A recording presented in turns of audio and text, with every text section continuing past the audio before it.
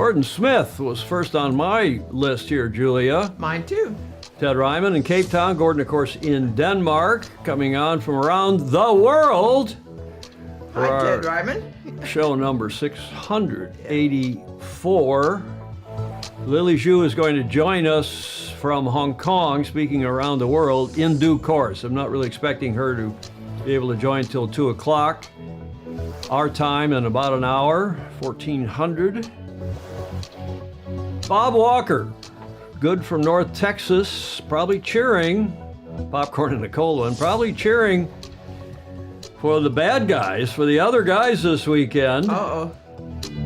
Probably cheering for Kansas City. Maybe the other Texans are too. Schaefer's on in Annapolis. Bannero's on normally from Connecticut. Taylor in New York. Hi, Peter.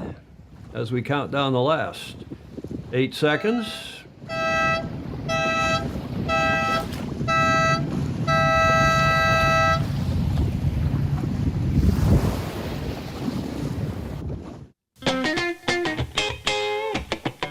Clark Chapin in sunny 62 Fahrenheit, Wow. Plymouth, Michigan. Wow, Julia. Who would believe that? That's pretty good.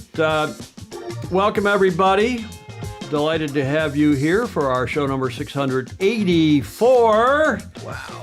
I'm your host, Tom Eamon. We're once again, as usual, in Studio B here at the Beach Street Yacht Club in San Francisco's beautiful Marina District, where it's just after 1 p.m., 1300 here in the afternoon.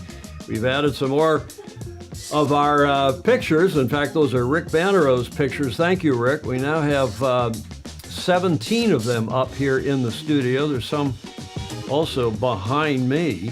Yes. On this wall. And they're not only help to adorn the studio, but they help to cut down on the sound in here, Julia. Yes. The reverberation, the so-called room tone, if you're an audio engineer. I trust you're well. I am. The whole world, according to San Francisco, though, is the Super Bowl. Well, that's why we are both in red today. Yes. Warren Schasser checking in from Brisbane in Oz. We expect a lot of Australians on today. I've never worn a red shirt on this show that at least that I can remember. I don't remember either. And I grabbed the gold scarf just at the last minute because it is Lunar New Year. Yes. It's Saturday now in China, and Lily's going to come on and help. Did you steal that scarf from Julia? Julie has worn this scarf. I've worn this scarf. We keep it in the closet, Clark, just in case we need it. For emergencies.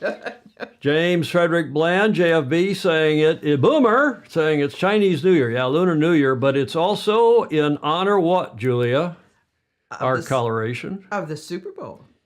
And the 49ers. The 49ers playing the Kansas City Chiefs on Sunday. I see on TV this morning, everybody's saying, why isn't the game Saturday? So you could watch the game in the afternoon Saturday, parties, it's in the evening on the East Coast. Party, and then recover on Sunday. Yeah. I think that's probably a good idea. I do too. Welcome, everybody. Both team wear red. Yeah, they do, but red and gold is, I think, more the color of the 49ers. I hope so. Chris Exley's in the car on the way home from Boston.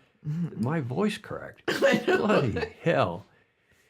And there's one other. Philip Laffin is at Davis Island, down there at one of my favorite yacht clubs in this country, if not in the world, Davis Island Yacht Club. We used to do the Fireball Midwinters there many moons ago.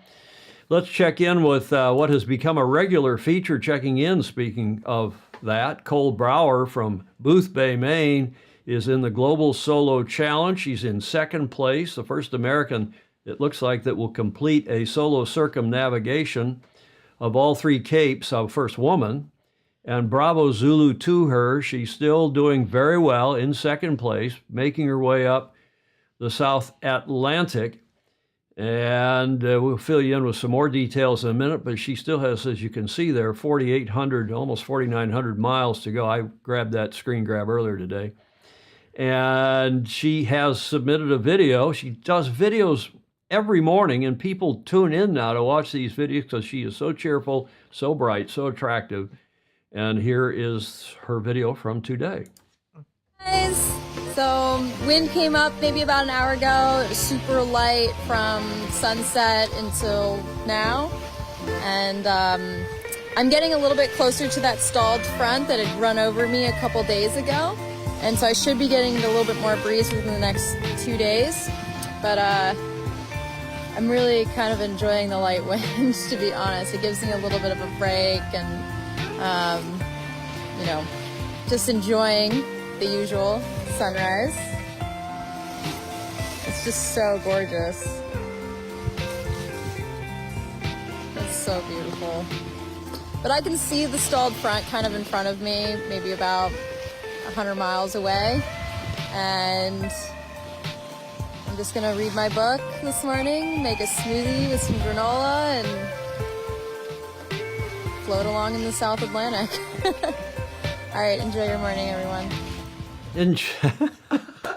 I know, just Didn't you love her? you gotta love her. I mean, she just yes. she looks like she's in Hawaii or in the South Pacific or Yeah. tell me where, just in the Caribbean, just having a lark. But she's racing single-handed around the world. And as Clark Chapin reminds us, the first American, if she completes, gets back up to Spain, where the finish will start and finish.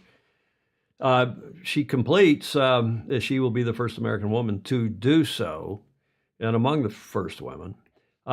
These people all over the world, non-sailors, she's doing more probably to attract sailors into our beloved sport, or at least to our beloved sport. Yes. Somebody named Lindsay Elise Blount. I don't know Lindsay Blount, but she said on the Instagram page of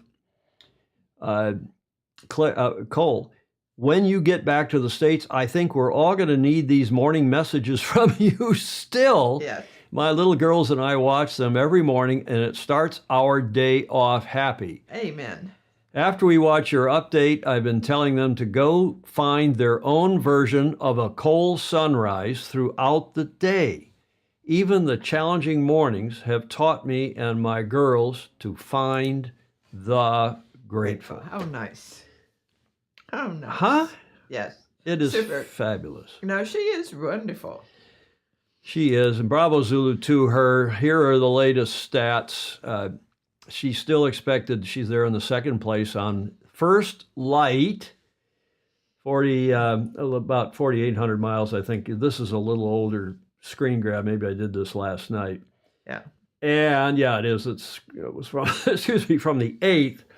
She's still expected to finish, if you look over there on the far right, she's expected to finish on the 4th of March.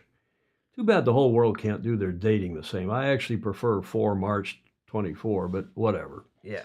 And she is pooping right along, well ahead of the third place boat and a couple thousand miles back of the first place boat. So we expect she, barring any unforeseen accidents by the boat ahead of her or the rest of the fleet and herself. I love the framework of expectations. And she can smile and say, only 5,000 more miles to go. And having a ball. Oh, yes. I love it. And I don't know if I assume she's editing that video just a little bit on the boat and then sending it up to her team. And her team added that music, that Hawaiian music behind it, or Polynesian music. What was the name of that song? Da da da da da da da. Nice.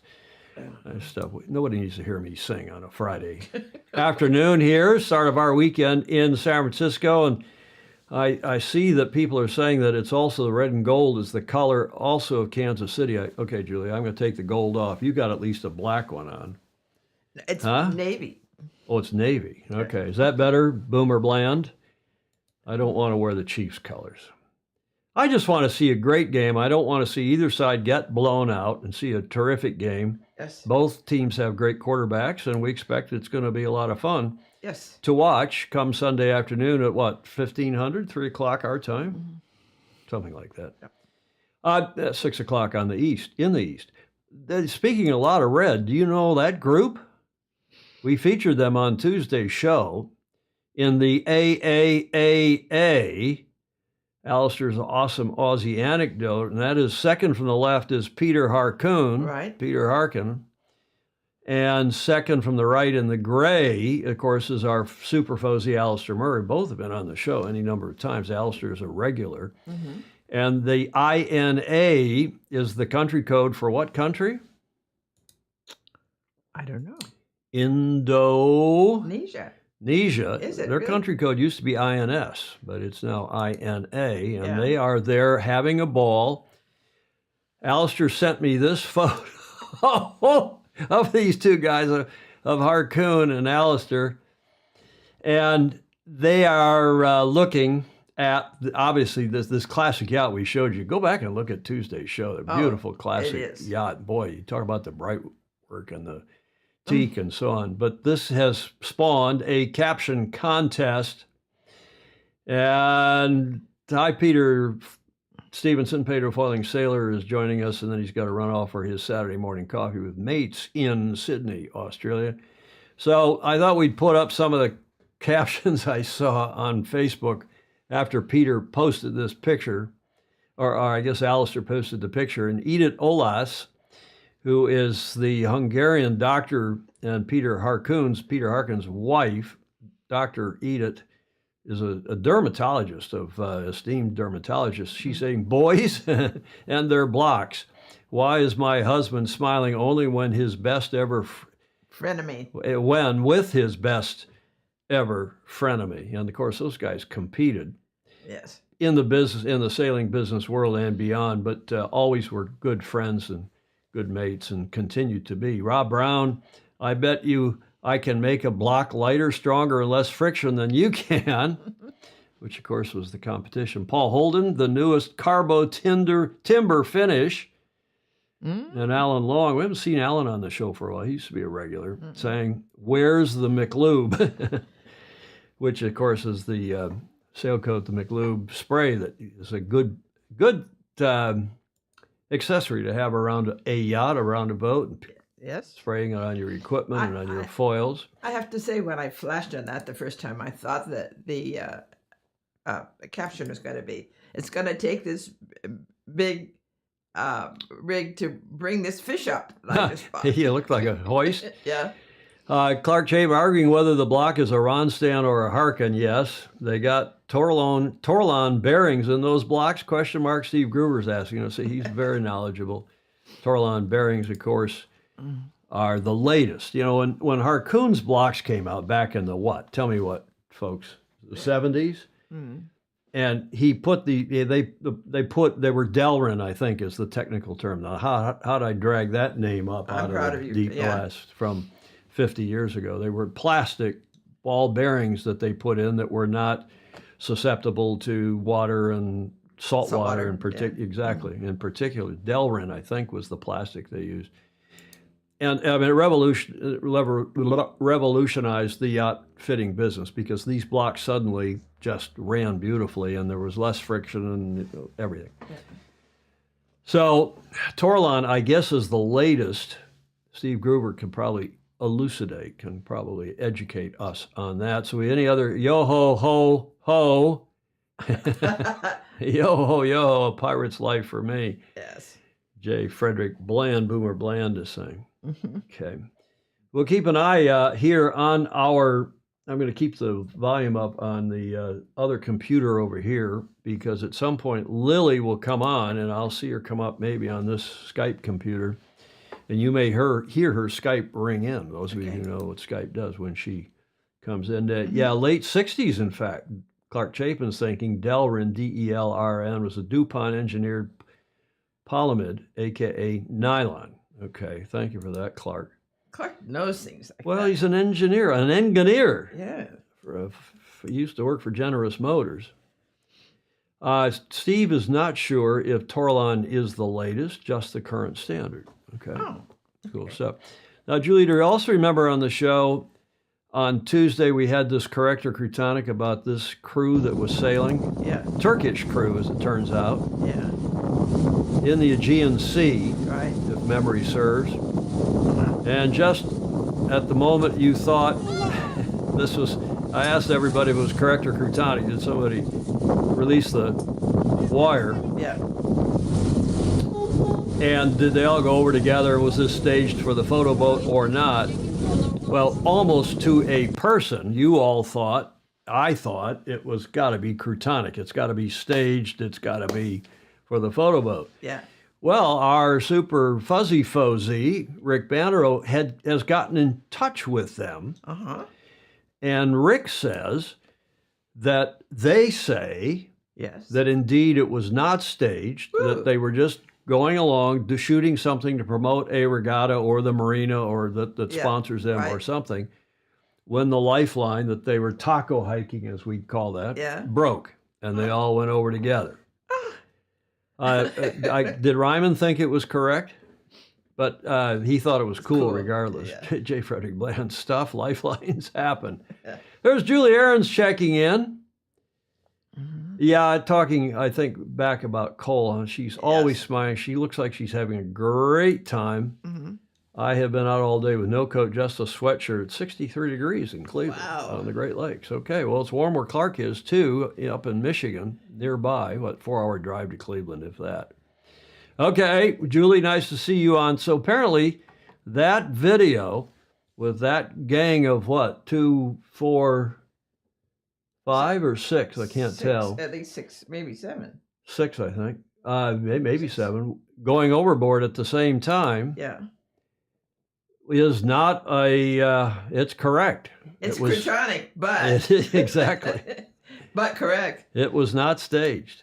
So, okay, that's the answer. I guess we go with it. Thank you, Rick Bannerow, for checking that out. Rick, of course, in Connecticut, the superb photographer, longtime friend by now.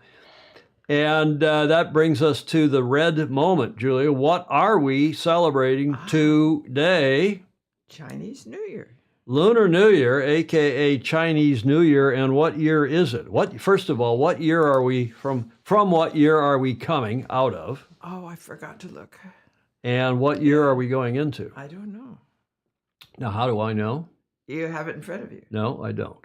You think poorly of me. You think I put everything I know is on these slides so I don't forget. So I don't do a Joe Biden, call the president of Egypt the president of Mexico or something. Well, poor guy. Yeah. You called it. It's elder abuse. It's pizza day, Graham Sweeney says. James Frederick Bland gets the prize. That is it. It is rabbit to dragon. Oh. Not rat. Rat was the year before. Rat the bigger rat. It is Lunar New Year, and it is the year of the dragon. Now, the reason I knew is because yesterday, as you may be able to tell, I went down to Chestnut Street, as I do every Thursday, and I got my hair cut, Julia. Yes. And the guy who owns the shop, Clifford, is Hong Kong Chinese. Mm-hmm. And we were talking about the New Year, the Lunar New Year, Chinese New Year, and I asked him. He said, are we going? I thought we were also going from the rat into the dragon. I knew we were going into the dragon. He said, no, we're going. We're leaving my bunny ears. Are you a rabbit? I am. Rabbit to dragon. That's what we're doing. And when we get Lily on, one of the reasons I wanted to get Lily on, not only to catch up with her exquisite career, which is now gone from sailing and gone into media, and she's going from strength to strength, but also to find out more about her celebration of the Chinese New Year 2024, the year of the dragon. And she is going to join us indeed from Hong Kong, where it's, I think, only coming up now on 5:15 in the morning, 5:15 Saturday morning. And she's had a very busy day yesterday. She may have flown even down. We'll ask her, but she was with her parents in China sailing, celebrating the Lunar New Year, I think up in Shanghai. Mm. So she's a busy lady. So she is. We'll wish you all a happy Lunar New Year, Chinese New Year, and thank you all for supporting us via Patreon. Thanks for your support. Patreon.com/join/Sailing Illustrated. We are deeply appreciative for those of you who do support us, because that keeps us on the air so we can air famous people like Dawn Riley, who's joining us next Tuesday, the 13th, to talk about the year ahead at Oak Cliff Sailing Center in New York on Long Island, and her take on the U.S. sailing situation with the Olympics coming up and anything else of mutual interest, she being a good Michigan girl. Mm-hmm. Well, I didn't know her growing up. She's a few years younger than I. And as you know, we have, as they would say in China, Xu Lijia. They put the surname, her family name first, Xu Lijia, who grew up in China, gold medalist, bronze medalist, and a gold medalist, a.k.a. Golden Lily, and she will be joining us from Hong Kong via Skype in a few minutes. And also, as promised on Tuesday's show, Captain Jack, John Schaefer, who I think I saw on here, He has prepared a new segment for us that will air from time to time called he's calling it Sail Safe, Have Fun. And it's a safety segment, Safety at Sea. And that will air later in the show today, the first segment. We appreciate our Fozy John, who's been on the show a couple, 3 times by now. That segment coming up as well. That brings us to a Bravo Zulu. We've been talking about James Pleasance and the great job he does as the World Match Racing Tour Executive Director and also the Women's World Match Racing Tour Executive Director. And they announced overnight that there will be 5 events, not 4, but 5 events for the upcoming Women's World Tour 2024.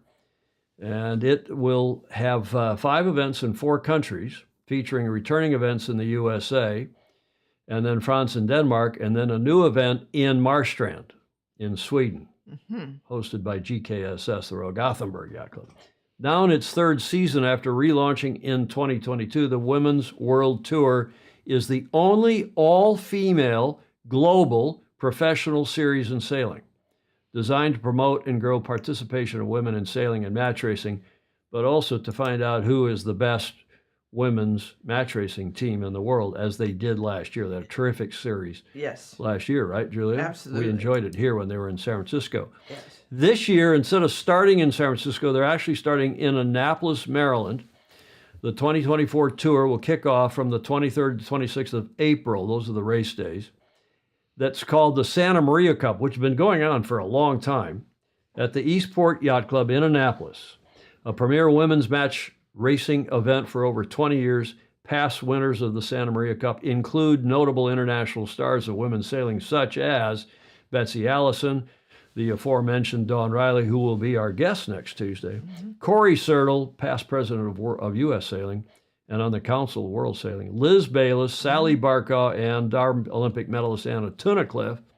The event will be sailed in J22s on the Severn River in Annapolis.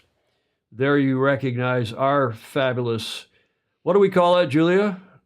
Iconically beautiful, reliably windy, San Francisco Bay, where the second event will take place, stage 2, directly after Annapolis with a back-to-back event, and it's called the Casa Vela Cup, and after some St. Francis Yacht Club members. And that will be the 2nd through the 5th of May. Launched last year with its debut in the on the WMRT. The Casa Vela Cup has also competed in J22s. The club's got a dozen or so of them, that is St. Francis, with racing directly in front of the club with its impressive backdrop of the iconic Golden Gate. Do that again, Julia. I didn't get that on camera. That's a thumb up, finger up. You're not giving a finger to the bridge, are you? No, it was an affirmative yes. Yeah, punch of the fist in the air, like you're going to do on Sunday for the 49ers. Directly in front of the club with its impressive backdrop of the bridge and Alcatraz Island off to the northeast. The bridge is northwest of the club. This year's event will also finish on a Sunday, allowing club members to watch the racing from the upper viewing deck, what we call the race deck, with live commentary throughout the club. That's always a popular feature over there at the club for Sail GP when it's here, or this event, or the Big Boat Series. Next event moves to Europe and the Normandy Match Cup in Le Havre from the 17th to the 20th of May, sailed in J80s. Last year's Normandy Match Cup event was won by defending event champion and 2022 Women's World Match Racing Tour champ Pauline Courtois and her match in Pink Normandy Elite Team. She won the Women's Worlds, which is a separate event here in San Francisco a couple, 3 years ago, if memory serves, Julia. Right. Terrific team.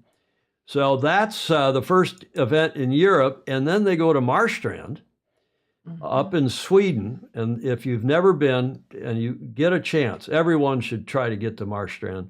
Yes. It's Once. Have you been? Yep. Fabulous spot, and it's a new addition to this year's tour. And the GKSS, the Royal Gothenburg in Sweden, will host 8 women's teams at the Nordea, I guess that is, Women's Trophy Match Cup Sweden for stage 4 of the tour from the 1st to the 6th of July. The extended event will take place during the same week as the long-standing GKSS Match Cup, one of the founding events of the Open World Match Racing Tour, this year celebrating its 30th edition.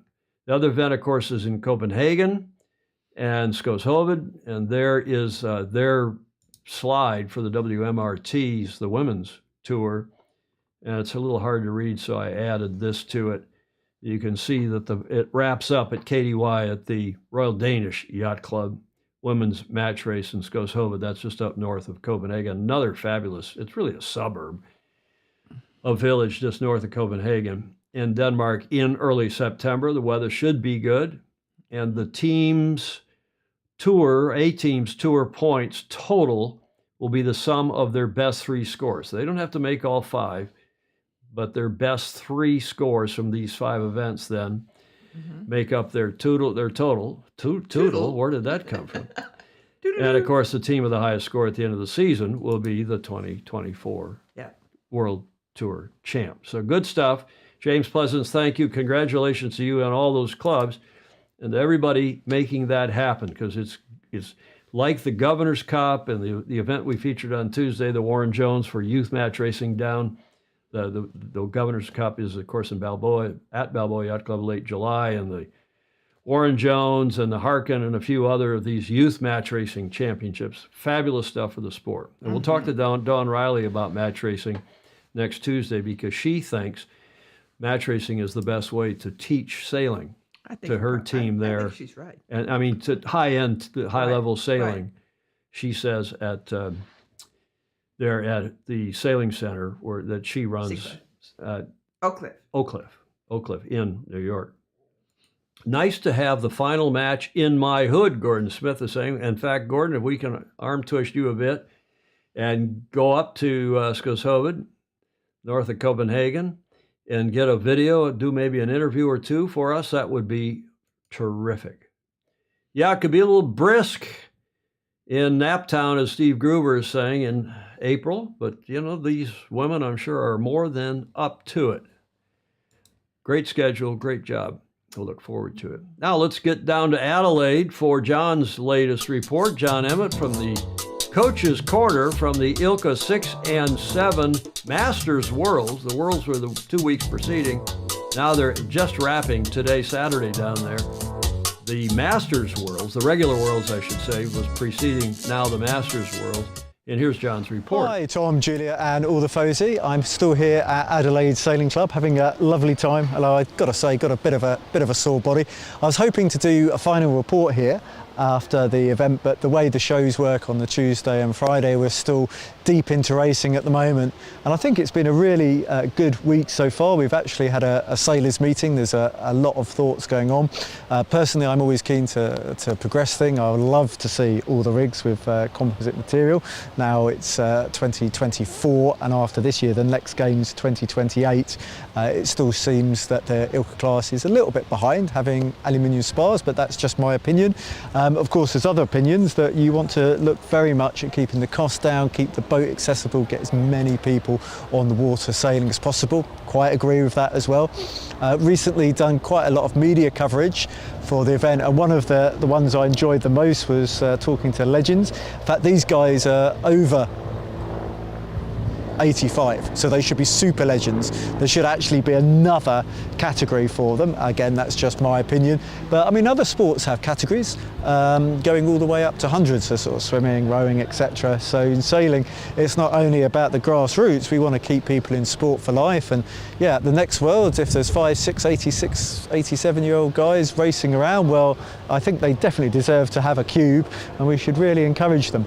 But change is a funny thing. We've talked before about container ships, and the laser class, as it were, or now the ILCA class, is such a good example of that, because it's a huge thing. I think it's 150 countries or something. I can't get my head around that. I don't think I can name 100 countries, and even at events like this, we normally have over 50, and there's so many world championships by the time you've had the 3 rigs, all the different ages. It's very hard to put that change in. I mean, just to get multiple builders, which I think is a very good thing, took a long time. We're now there, but obviously there's still small differences in the boats, and everything's getting lined out. But this has been an amazing event. There's over 100 volunteers just to make it happen. And one of the things I was going to do in January with Lily was going to talk about the fitness side of things, and I had grand visions of going into a gym and just doing some rudimentary exercise for the Fozy, but somehow that didn't happen. But this week I've thought a lot about fitness, and one of the things is I'd really like to see the Ilka 4 class grow to help those lighter sailors compete at windy venues, because Adelaide, it's just like they turn on a switch at 1 o'clock and the sea breeze seems to come, and it's hard. I mean, you know, I'm only in the Masters category. For the legends, or indeed, as I said, super legends, it must be, you know, super physical. And rather than try and do that program alone, maybe I can do it next January. I just wanted to say one of the key things for sailing is about being the right weight for the boat, whether that's a fin, an optimist, anywhere in between.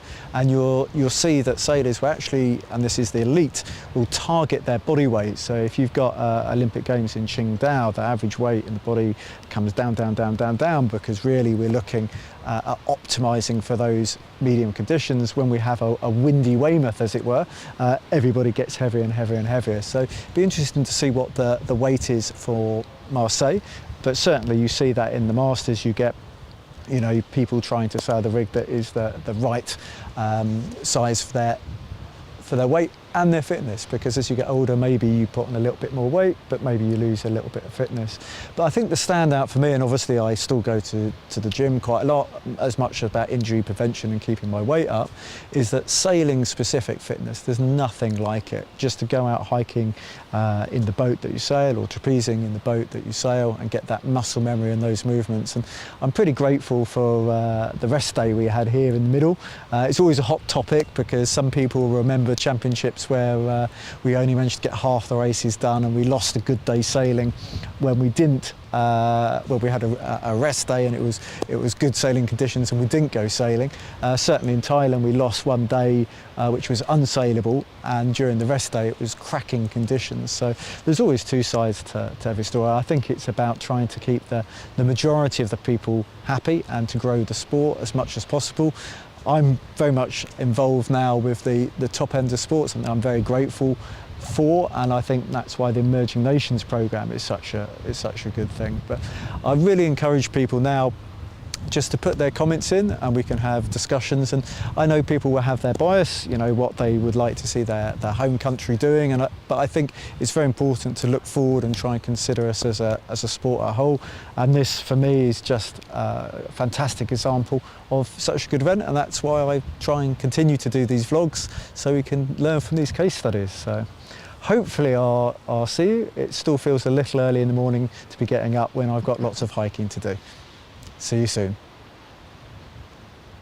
The comments are fabulous. There's one finger wag comment here, Julia. See J. Frederick Bland's comment? Yeah. Masks get softer as sailors age. Come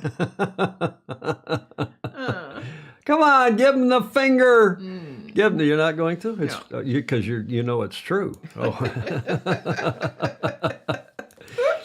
Yeah, Gordon Smith. I didn't ever worry about. I think I probably most sailors do.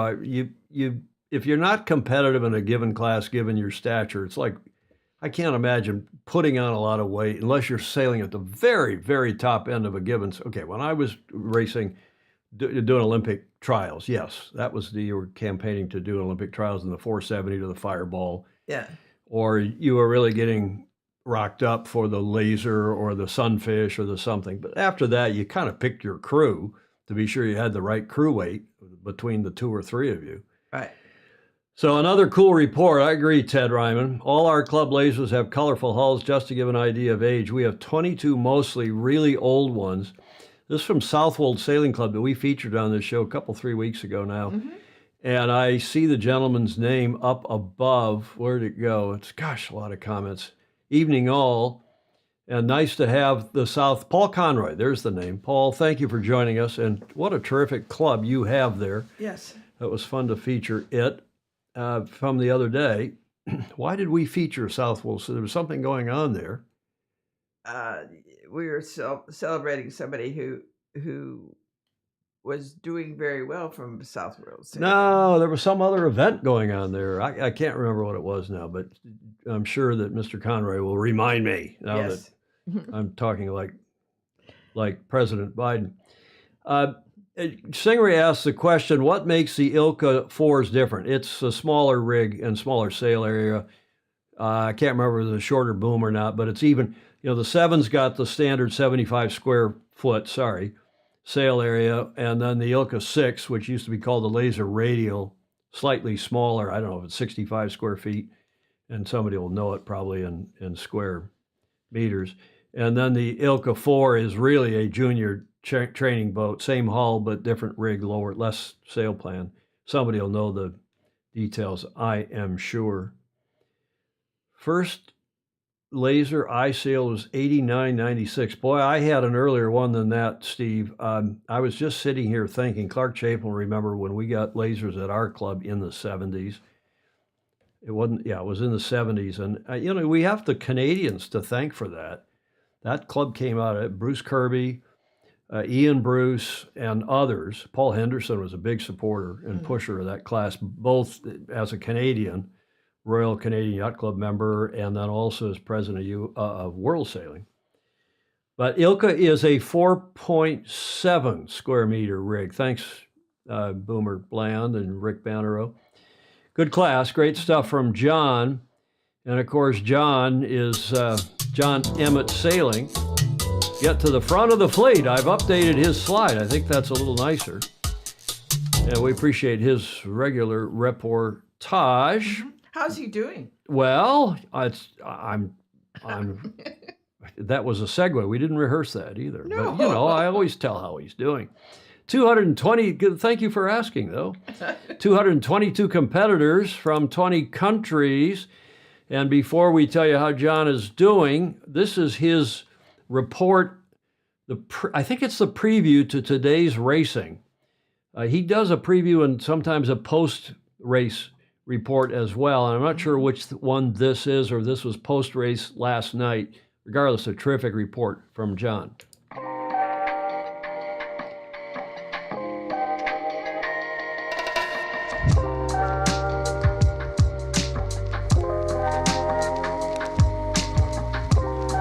I'm from Germany, from the northern part of Germany, and I used to sail quite a lot, and then I stopped sailing competitively, and now I came back into it in Australia, which is very nice. It's very different. It's you give other competitors more tips. It's more about helping and about having fun together than about. On the water you really compete. I think everybody's really competitive, but then back ashore, it's more about chatting, making friends, having a good time. I think Adelaide is a really nice city. It's a great place. I enjoy it way more than Melbourne, but I wouldn't call it a big city. It's like a nice town, but not a big city. So we really enjoyed it. We went sightseeing on the day off. We had a look around the city, went to the Adelaide market, which was nice. Yes. I really had to get back into it because I didn't do any hiking for the last 2 years, so it's quite hard for the legs to have to hike hard all day. But it's really nice, it's great fun. I really enjoy the waves on the downwinds. It's obviously quite hard to go against the boys on the upwinds, which are, I think, probably a bit heavier than I am. But it's still fun, I enjoy the competition. Well, I will still try to go as hard as I can and try to get some speed out of my tired legs, and maybe hoping for 1 or 2 lighter races to catch up the point difference.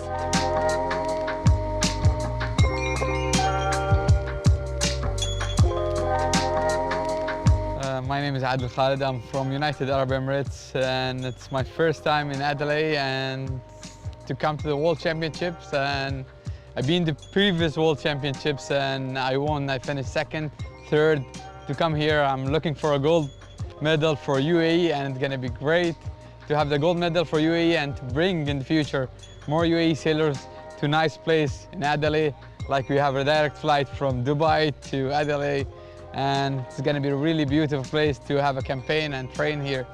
I started sailing in 2000. It was in the AMC, and after that I went to Olympic Games in 2008 representing UAE, representing Arab world. I was the first Arab to go to Olympic Games, And after that, I transferred from laser sailing to Volvo Ocean Race. I did it in 11, 12. It was my first with Abu Dhabi sailing, with Abu Dhabi team, and the second was 14 and 15, and I won the race around the world. And from there, I was like, more sailors coming in the clubs and promoting sailing around UAE. We have 7 Emirates and we have 7 clubs around the Emirates, and it's growing up slowly, and I think the future is gonna be great. And Dubai Police, like you see now in my sail, is promoting sailing, and in future we have Dubai Police sailing team in future, and I think so we'll have more sailings and like junior, and we have senior, and we have masters in future in sailing. Actually, it's a great, beautiful place, a beautiful venue, and the people around here is friendly and everything. Like you see the club, and this is the beach, and you have nice breeze every day from 15 to 25 knots. It's a great place to have go sailing, and you have really nice tracks. You can cycle, you can go for running, and you have nice restaurants in the town, and you have nice place to live on. And it's a place, great place to visit people here to come and train and do things.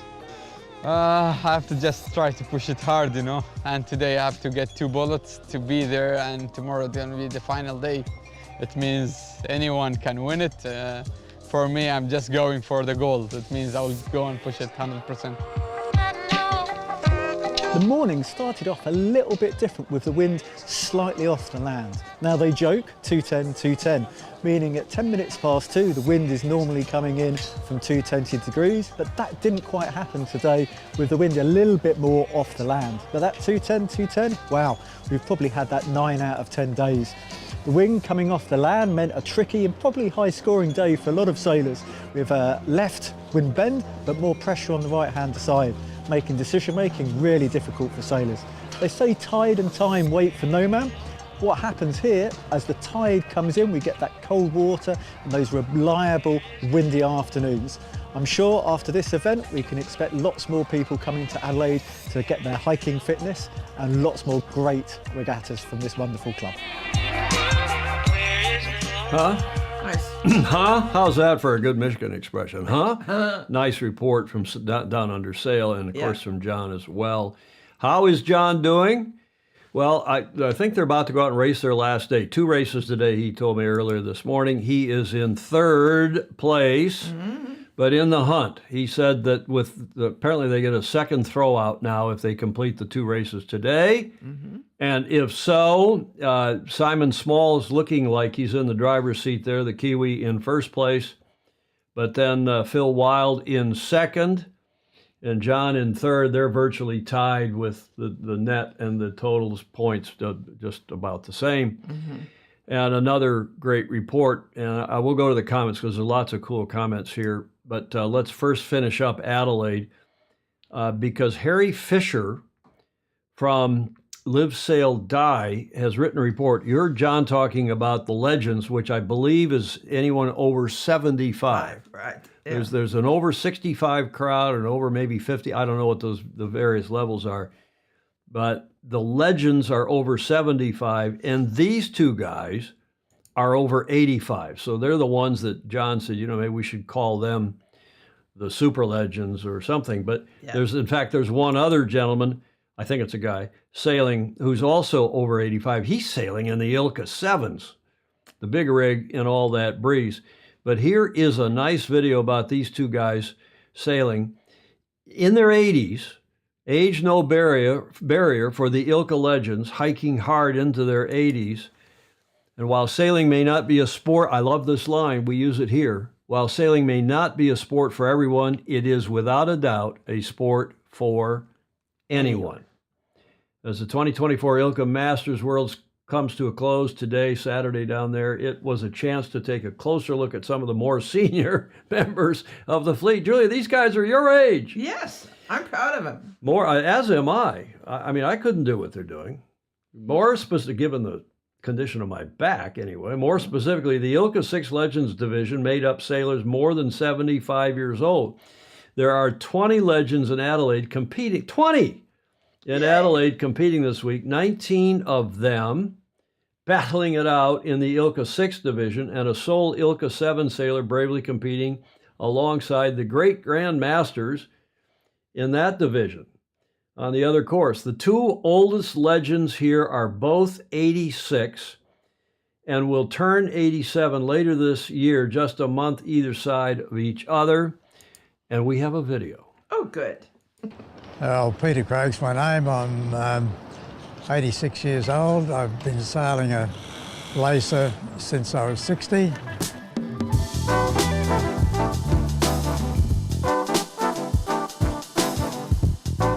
My name is Peter Seidenberg.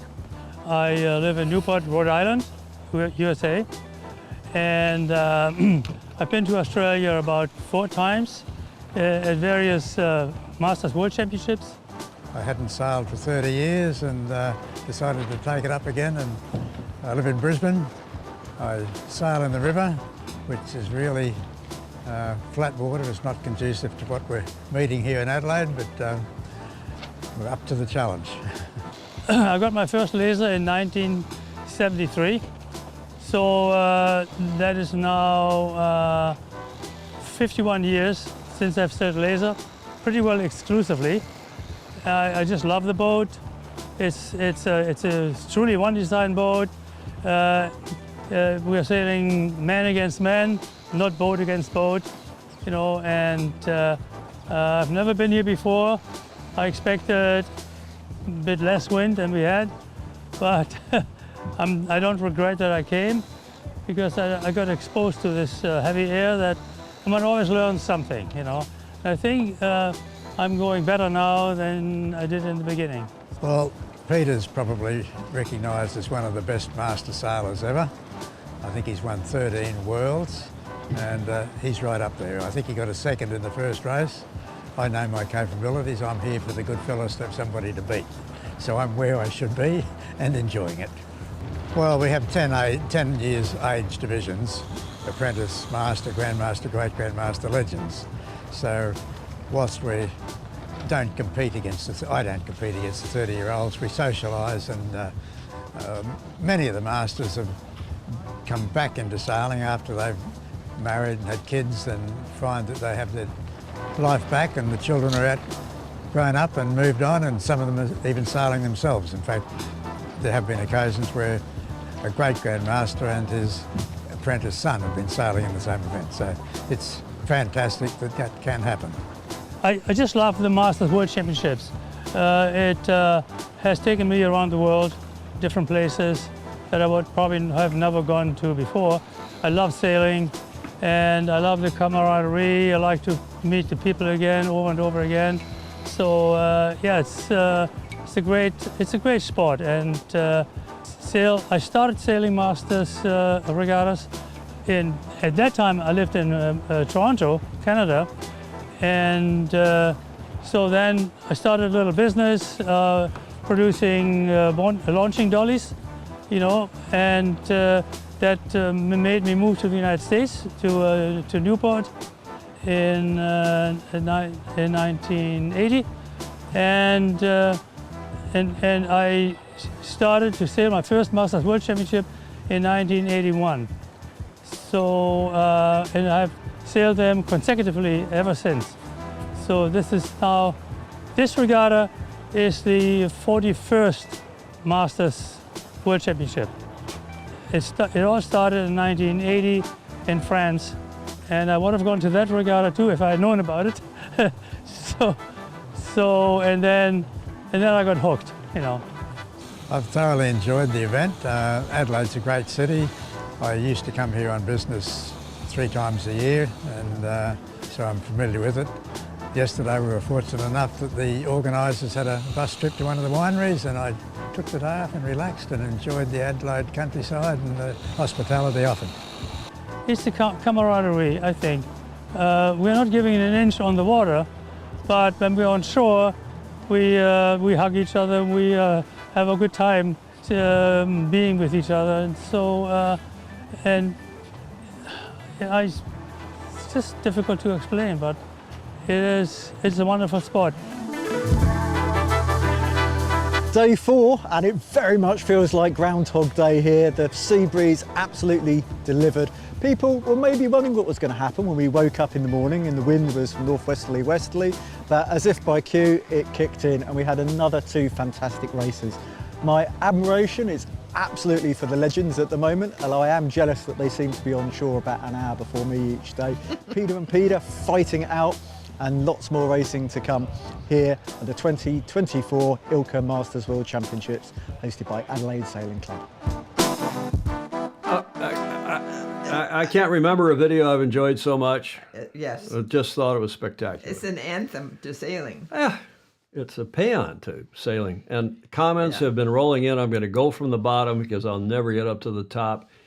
Hi, Alan Long. There he is on here. Good on you guys. Hope I make it to 86. Don't we all? Julia's a couple of years away and going strong, as you all know. And Andrew Pindar's on. I was just saying, Andrew, we got to get that guy on. John Schaefer making the nice point about what you've done in the Middle East with a V60 and so on. Mm-hmm. But the Khalid, didn't get his last name, but if you can put us in touch, either Andrew Pindar or John Emmett, get his name and number, and I'd love to get him on the show because he's articulate and bright and spirited, and successful. Yeah, exactly. And he's won the round the world race. He crewed on one of those boats. Yeah. Andrew Pindar will know. Yes. In the what was then the Volvo, I guess one assumes. 41st Masters. It was exactly right. Emma Clayton says it was the old guy. There's the name. Andrew Pindar. Adil Khalid. Yeah. Adil Khalid. Thank you, Andrew. If we can get some contact information for him, somebody DM that to me or otherwise. But Clayton says, yeah, I like to socialize with the older guys. They always had the good beer. Yeah, I now remember Southwold Sailing Club. Ollie, who's on here from Southwold, reminds me, it was the video, Julia, about the kid in, I guess, his laser. That capsized to get under the bridge because he'd gone up the river to sail up the river, and he was getting back, I guess, down river to the club, which is down close. Coming home. Yeah, coming home. But it was coming home, but down the river toward the sea, I think. Because I did the map, and once I did the map, I said, look at the club. Oh, the clubhouse looks nice. Yeah. Oh, look at their Facebook page. They have nice parties. Mm-hmm. We are so lucky to have so many clubs like the Southwold Sailing Club and the Adelaide Sailing Club. Yes. And my little club in Michigan with Clark Chapin, Portage Yacht Club, which is humble and small, 200-boat marina, but they're mostly power boats these days. Yeah.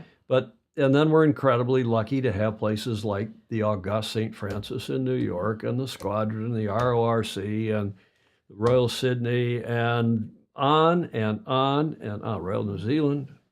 I wonder if anybody has a real count of how many racing sailors there are. There are. World Sailing has an idea because they ask each of the countries to report how many they have, and then they add them up, and you don't really know, because most countries don't require membership in something that the national authority can count.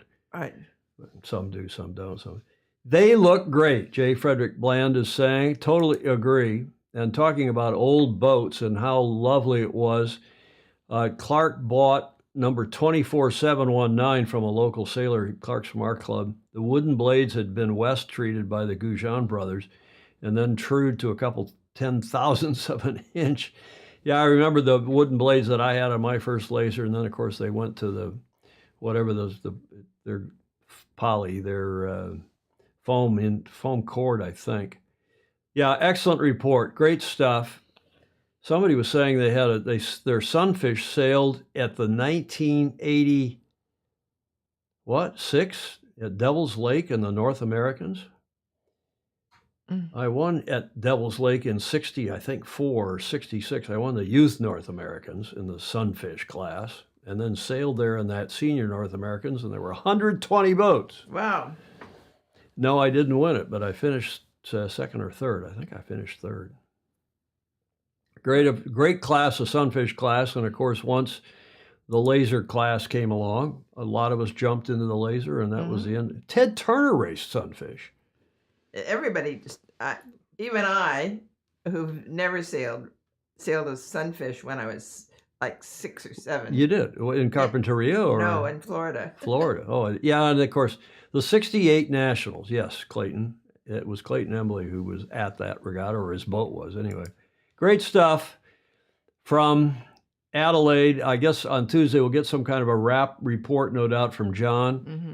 He would have left Adelaide. I think he's going to Hong Kong next. But John, is John on here?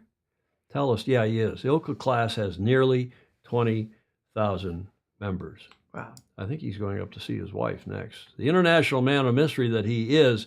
Now, I'm going to switch over to U.S. sailing for a minute. And we haven't talked about this at all because this is not a U.S. program per se. We're based in the U.S., obviously, but we talk about international events and international clubs and so on. But the U.S. had a team there too, not promoted, not coached, not helped by U.S. Sailing, but by America One Racing, the group that U.S. Sailing is suing. And you have the greatest, you have the best laugh. It's so ridiculous. It is so ridiculous. So they issued yesterday a 60-day performance report. What they've been on, that is America One Racing. This is a group that was supporting and now has been sued after KR got kicked out and a bunch of people quit U.S. Sailing when this happened. They issued a 60-day performance report for December and January and what they've been up to, including what they were doing in Adelaide, because they had some Americans in that crowd shot there. Mm-hmm. There's the Americans, 2, 4, 6, 8, and 1 or 2 of them are coaches. So there's another beautiful shot from down there. And just to wit, America One Racing and the Adelaide post here by Steve Mitchell from the bigger report. I just grabbed this because I thought it was significant. The A1R, as they call themselves, ILCA 7 team has just concluded the Worlds, not the Masters, the Worlds, from a couple weeks ago. With 152 boats from 52 countries, a team of 8 U.S. athletes competed and took away personal best results and some great highlights during the regatta. Most of the team spent the whole of January there, supported by America One, competing at the Australian Nationals, 102 boats, and 2 solid weeks of training before the Worlds. Yay. The goal of the team was to try and qualify the USA for a country spot at the 2024 Olympics.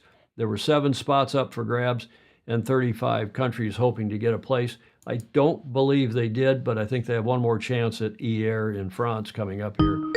Oh, I hear it. You hear it? I do. I hear it. So let's go, Julia. And I'm going to get Lily on here. Yes. She's checking in just when she said she would. And we'll see if we can hear her and then if we can see her. Lily, can you hear us? Yes. Good, we can hear you. Good morning. It's what? 0600 there? There she is. It's nearly 6 a.m. now. Okay, now bear Happy with me Chinese and I'm New going Year, to put everyone. I'm going to put you on here so we can see you. You can hear Lily, John. Is that it's not the first time you've talked to your wife, I'm sure. But bear with us here while I get her teed up, so to speak. And it takes, if my preparations were correct, you can hear my mouse clicking away, I'm sure. And there she is. Lily Xu, are you in Hong Kong or Shanghai? I'm actually in Dongshan, probably a town that you never heard of. It's a town that's 2 hours away from Xiamen. Xiamen is a sort of a major city in Fujian province, which is about maybe 1 hour flight from Hong Kong. So yeah, I'm not in Shanghai, I'm not in Hong Kong, and then I bring my parents to spend the Chinese New Year here together with Shanghai sailing team, because for me and my parents, we don't really have any relatives to unite together. So instead of just staying in Shanghai, which is actually now like a ghost city, they're very empty, very quiet, because all the non-Shanghainese people go back to their like village, town, who's working in Shanghai. The majority of the population. They go home to their hometown for the New Year for the Lunar New Year. Yes, exactly. So probably you heard this massive movement during the Chinese New Year for all the working people. Yeah, that's quite quite something. Like people struggle to book tickets for their train journey back home, etc. But yeah, that's a huge movement considering our population. So that's why I think instead of staying in Shanghai and then not really doing anything special, and then we have that the major cities in China have the reputation not having enough like the atmosphere of Spring Festival. So compare with those people living in the country, in the village, in the town, actually they have more tradition, more culture, and then to celebrate the New Year, big family. But for city people, actually it's a very quiet occasion. And then, yeah, Shanghai team, we got about 50 people here who won't be able to go home and to unite with their parents. Apart from probably a few coaches who bring their partners and children to the team. Like the majority of the sailors, they just stay here having a day off today, which is a bit like Christmas Day. So yesterday is like Christmas Eve. And then they will restart training again on the second day, which is your Boxing Day. Boxing Day.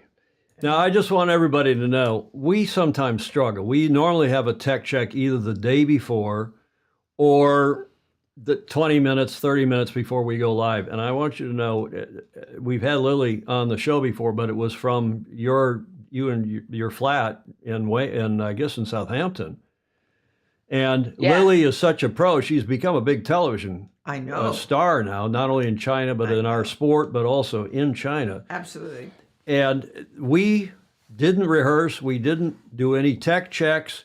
I clicked a few clacks here, and she came up. And look at her framing is perfect. Perfect. It's so hard. You know, we get Pindar on here. And I pick on Andrew because he's here, or any of the other regulars on here. Yeah. We have to get everybody to get there. Look, she's a pro. Just a little less headspace, Lily, and then you match up with Julia and myself. Yeah.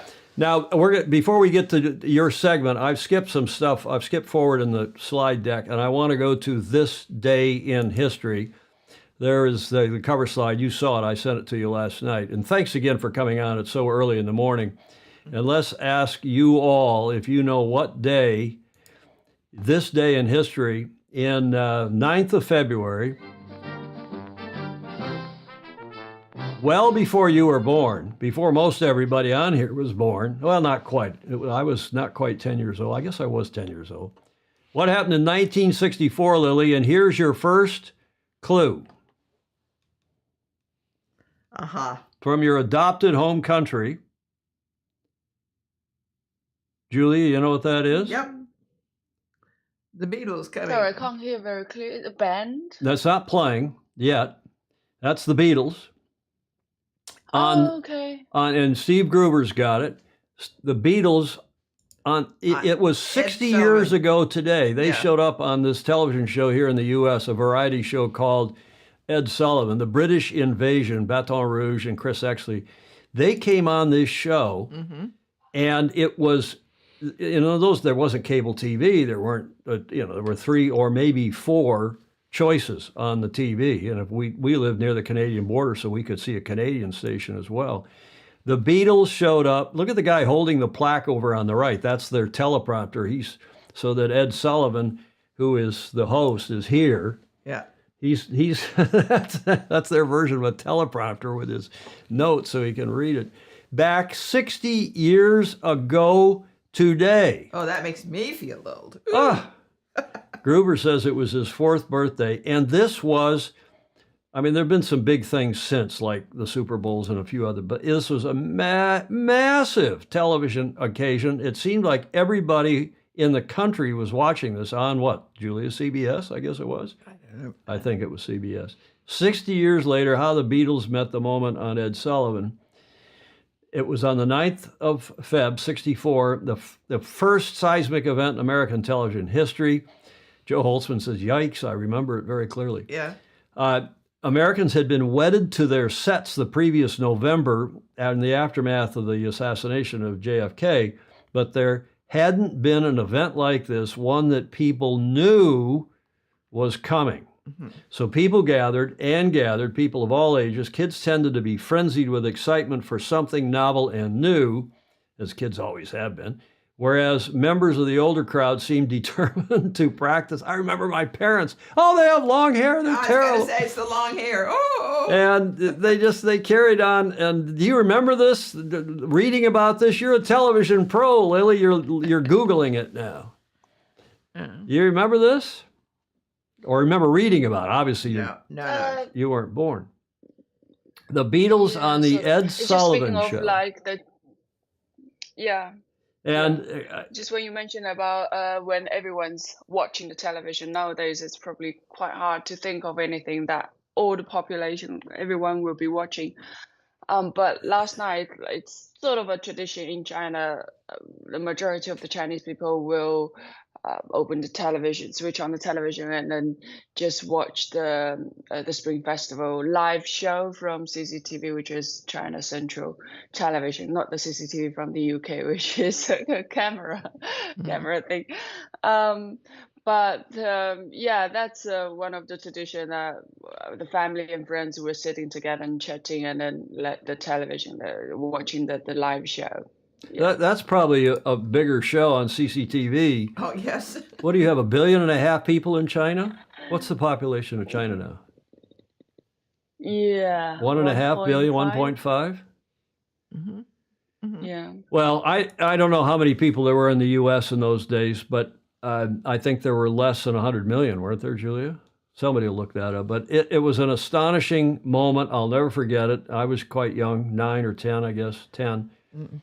And it was a massive television occasion. Now, for extra credit, do any of you or do any of our viewers know what was the first song the Beatles played on Ed Sullivan that night? I have the answer. I have a guess. What? Hold My Hand? No. No? No. Who's good? The Fozy are Googling like crazy now. They're trying to figure it out. So I won't. Help? No, it wasn't Help. Gordon Smith comes through. Stingray, no, not Please, Please Me. Gordon Smith's got the answer. Chris Exley's got the answer. No, Julie, not She Loves You. Here is the answer. Close your eyes and I'll miss you. Remember. Okay, I don't want to get knocked off the air with a copyright infringement, but that is it. Julie, you remember? Of course. No, it wasn't Let It Be. About 180 million in the U.S. in the early. That's amazing. 180. Oh, yeah. Okay. I was thinking it's because it's now over 300 million, right? Yeah. That's what it was. The Beatles 60 years ago, Julia. Today. It's hard to believe. It is hard to believe. And then we're going to segue into this slot with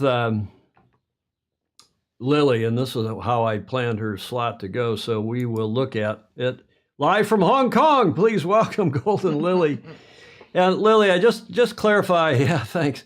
Clarify for us that in China, the family name, your family name is Xu, right? Yeah. How do you? Xu. Okay, I can't get this. Are there 7 tones? How many tones are there? No, 4 tones. 4 tones. Four so, tones. for example, for my family name, I can say Xu, Xu, Xu, Xu. So 4 tones. 4 tones.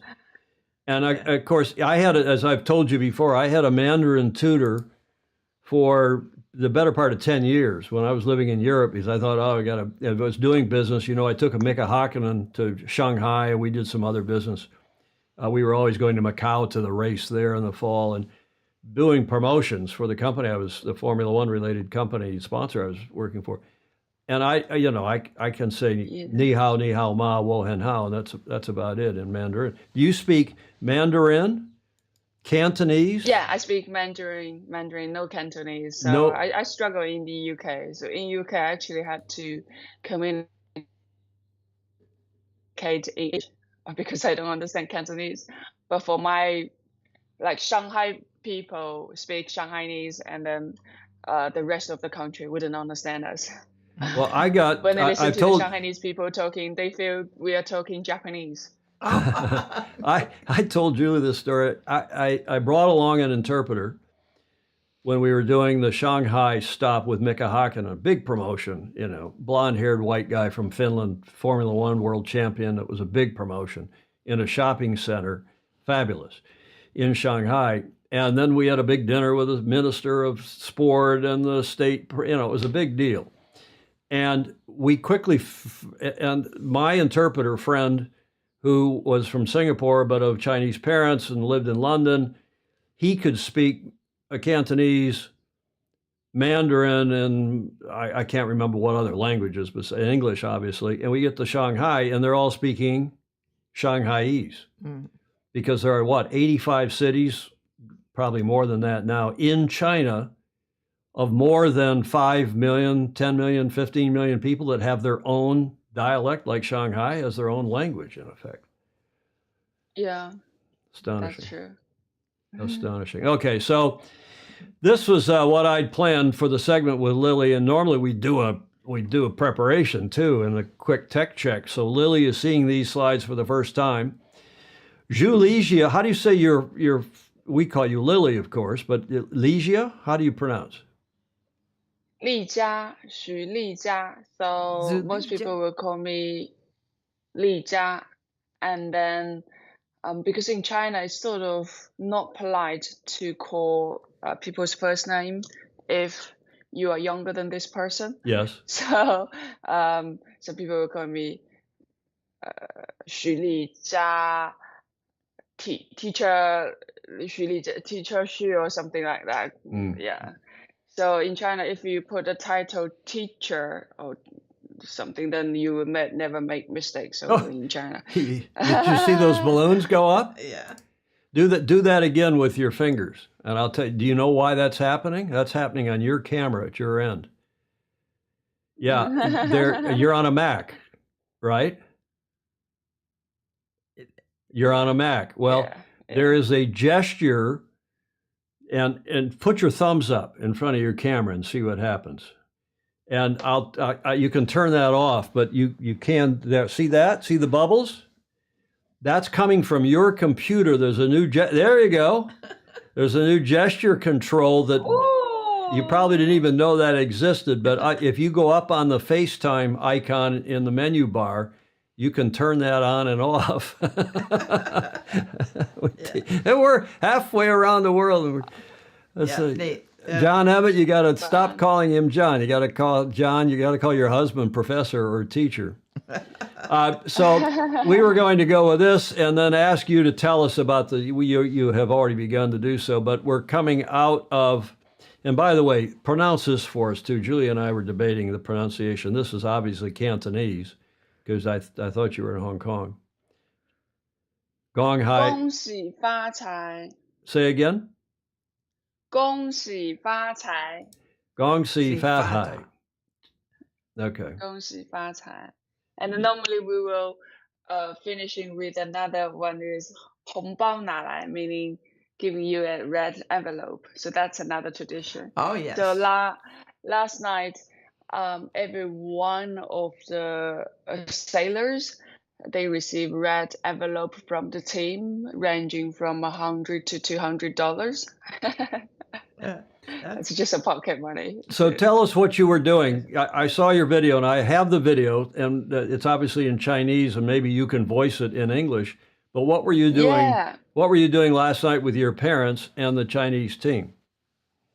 So obviously, like your Christmas Eve, we'll have a unite dinner, and then the Shanghai team is having a big dinner all together, and at the same time, giving a show themselves, like they perform, they design, and they sing, they dance, and playing some games together, and then also prize draw, and so dinner together with some show, some proposal to the coaches, to the team staff, to just give them the thanks of their work. And what else? Like they receive red envelope, some pocket money. And I asked the sailors what they are going to do afterwards. So because we started from 5 p.m. to 8 p.m. and then they all went out to karaoke. So that's another tradition. Like the Chinese like karaoke. Probably you have seen in some of the Chinatown in different countries. Like they will I think everybody sing likes all night. everybody likes karaoke, don't they? Say, and I, as you know, I play the guitar, and we have massive sing-alongs, which are basically karaoke as well. You see that Julie and I wore red in your honor. In fact, because I know it's auspicious, I even have a gold scarf. Yes. Oh, see that? See the heart? Did you see the hearts come up? That is your computer doing that. Yeah. That's the Mac, and it's a new feature in the latest Sonoma, nice. whatever it is, software. And Wow. I didn't know that. well, it won't do it. Oh, I actually can turn it on, Julia, here.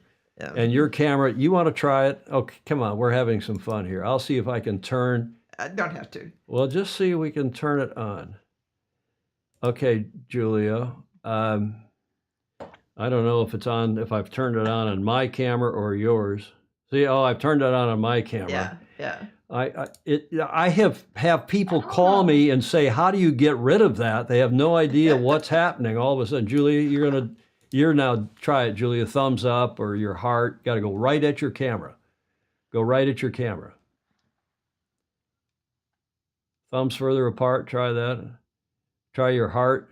There it is. You did it, Julia. Oh, that's fun. Yeah. Goodness. Children at play here. Yeah. Okay, well, I'll tell you later how to turn that off if you want, Lily, but you've obviously got it. I'll tell you right now, you just go up to the menu bar, I think it's called, the menu bar. At the very top, there should be a purple icon with a square thing with a person in it. You see that? Up on the top of your screen, there's a purple icon with a white square and a person in it. And it should be purple, that icon. That is your FaceTime icon. And you go in there and it will turn on and off the reactions, those are called, to the camera that you are using. And anybody else that's watching, if you want to go do that, that's how you can do it. The purple icon, you click on it, yada, yada. Geeks Illustrated, Ted Ryman is Julie Ahrens thinks that with my scarf, she's Jewish, and she thinks I look like a rabbi in his vestments. It was in part for the Super Bowl. You know, we had the big football game, Lily, this weekend. And our home team is in the Super Bowl, the big football finals. Somebody said that's going to be the biggest television audience worldwide. Oh, I don't ever. know. I don't know, but it'll be big.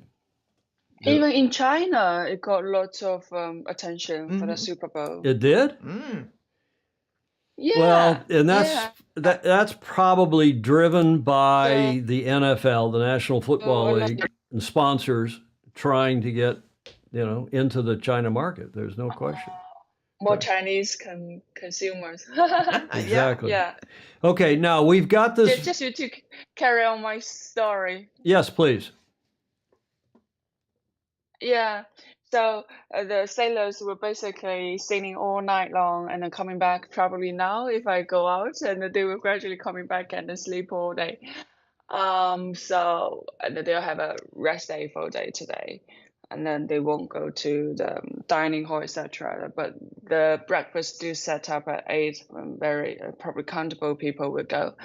And my plan just to take my parents, go out for a walk, climbing the mountains, walking along the beach, because they don't come out of Shanghai very much.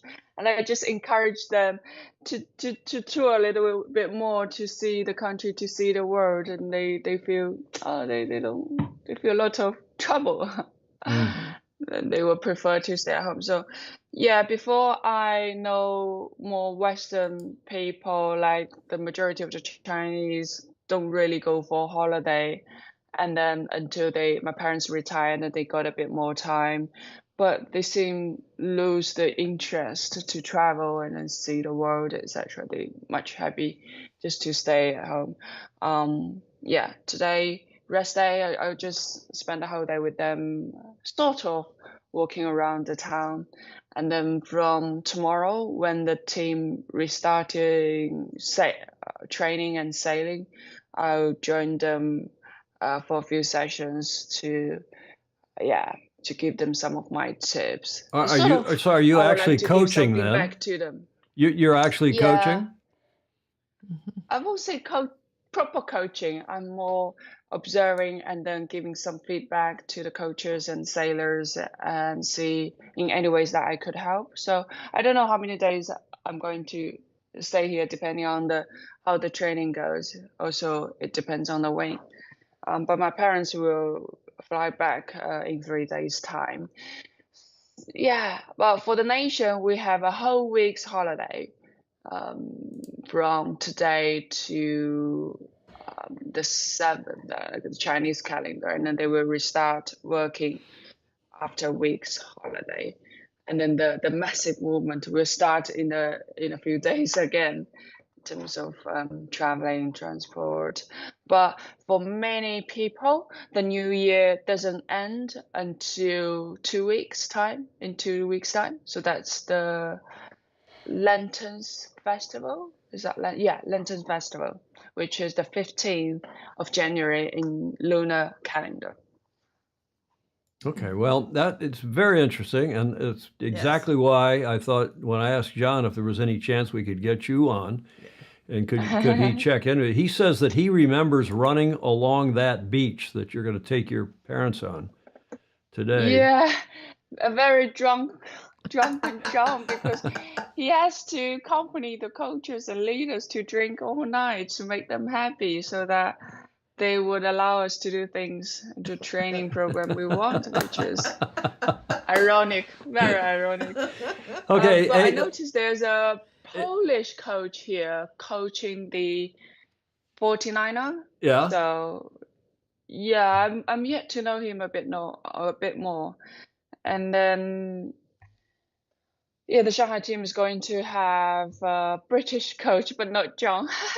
Last night I learned that they're going to have a British coach for regatta, so that will be in April. But by the way, just a small advertisement for the Shanghai Cup regatta, which will be held at the end of March. So that's being proposed by the Shanghai government. They want to put 3 major sports events. The first one is Shanghai Marathon, which been there for a few decades, very successful. And then the next one is Shanghai Rowing, because on the bund in history, actually, we can see 200, 300 years ago, there are a lot of rowers and even sailing boats. So that's why they would like to start this sailing event in front of the backdrop of those skyscrapers in the bund in Shanghai. But that's just the opening ceremony and exhibition race. And afterwards, the actual racing will be held in Dishui Lake, which is a man-made reservoir.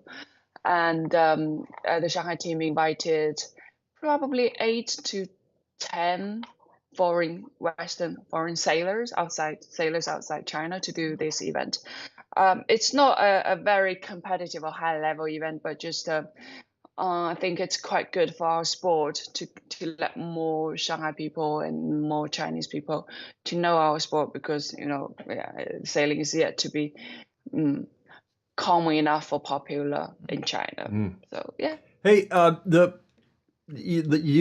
customs house on the Bund in Shanghai, Gordon Smith, who's on here and almost for every show, he's a Brit living in Copenhagen. I think you've met Gordon. I think there's a picture of you and Gordon and John and his 2 sons.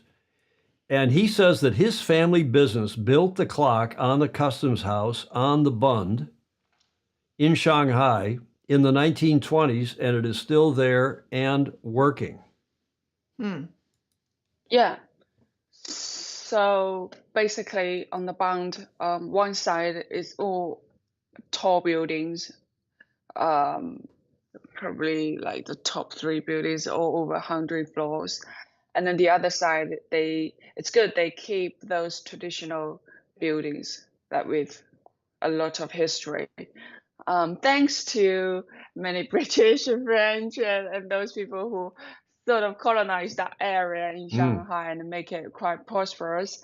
And then now we keep those buildings. It's a very nice contrast when you walking on the bound, and one side is all very modern world, and the other side brings you back to 200 years ago. I'm trying to remember the years. It would have been 98, 99, 2000, in that period that I was in Shanghai with Mika Hakkinen and doing these promotions and so on. And I never have been in any city in the world that was such a construction project. The bamboo scaffolding, I guess it is, up the side, big buildings, and stuff was going up night and day, nonstop, 24/7. It was an astonishing experience. I'll never forget it. Hey, Lily, we've got this video that you sent me. It's all queued up. I'm ready to run it. Do you want to? Shall I? I don't think we need to run the whole thing, do we? Because it's 5 or 6 minutes long. But can you voice it in English? Yeah. As you play it, I can. Okay, so I'll start it now, and I'll let the audio go for a second. Yeah. So first we have this fireworks at 5. 新年快乐，龙年吉祥。 Yep, go ahead. And because 518 means a good fortune in pronunciation, like in the Chinese pronunciation. And then after the fireworks, we starting our dinner. So it's very long. I don't know what do you call it, because fireworks is more something like a colorful thing. Right? This is a very loud thing. And then that's the dining hall together with the with the show, the performance show to celebrate. And then I was sharing the table with the head coach and his family.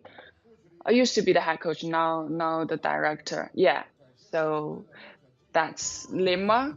Anyone who read my autobiography, that's Lima. And then those are just some dancing and singing performance and shows that performed by the sailors. And then, yeah, as we have this Spring Festival dinner and we watch the show and sing together. This is a big production. It is.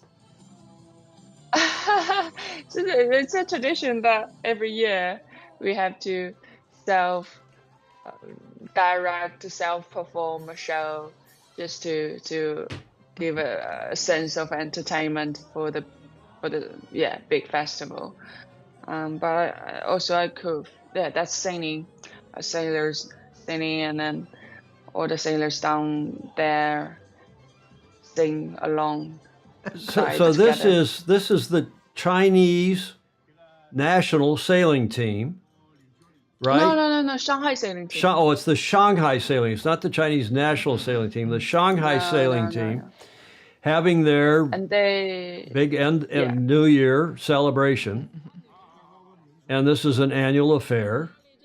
And you being from Shanghai and a coach and so on, and your mom and dad, that was your mom and dad, John just said? Yeah. Fantastic. Yeah. And then this is another coach who's been who had taken Echo to Tokyo Olympics, and then now also proposed as a leader. So, that's red envelope. So Amy, who's holding the red envelope, which comes just of about 200. Yeah, so that's the Polish coach who's newly joined the team.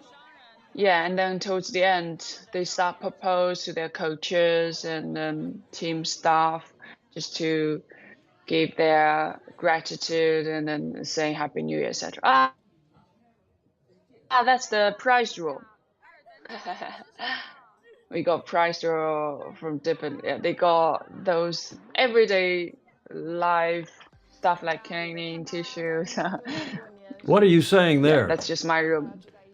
I was just giving an ending of my vlog, saying that it's a very unique group of people. Like we can't really go back to unite with our family, like their family. Like I just remember during my almost 20-year sailing career, I barely got the opportunity to unite with my parents. That's part of the system, the state funding system in China. Like the majority of the athletes who's training full time won't really allowed to go back to see their parents for a whole year long, maybe Wow. only once a year or so. I remember you saying, I'm gonna get out of this now. Thank you. I remember you saying that before. There you are. That's the wrap. That's the end of the video. We did play the whole thing. Yeah, it was good. Really good. Terrific stuff. So, you won a bronze medal in what? 08? Yes, Gold. Beijing, which the sailing event in Qingdao. Qingdao, and then gold medal in 12 Correct. in Weymouth. And your coach was our super fozy John Emmett. Yeah, John coached me for 2 Olympic campaigns, London and Rio. And you fell in love and got married. I think we started dating after London Games, which is 2013. And yeah, Weymouth later become my another home.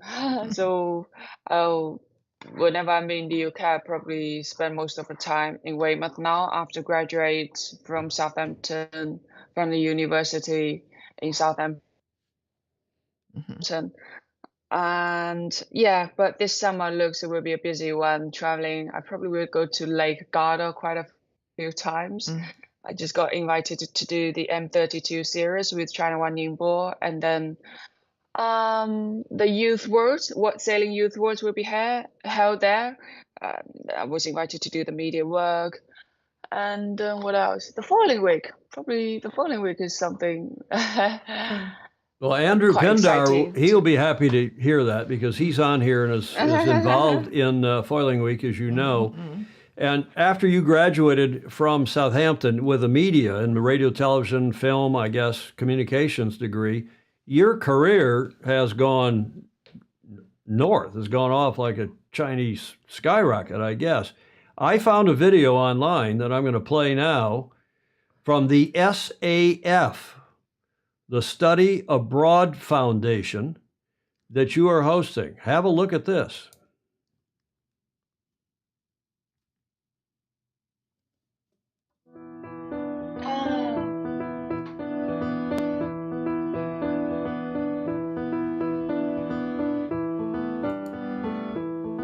You remember this?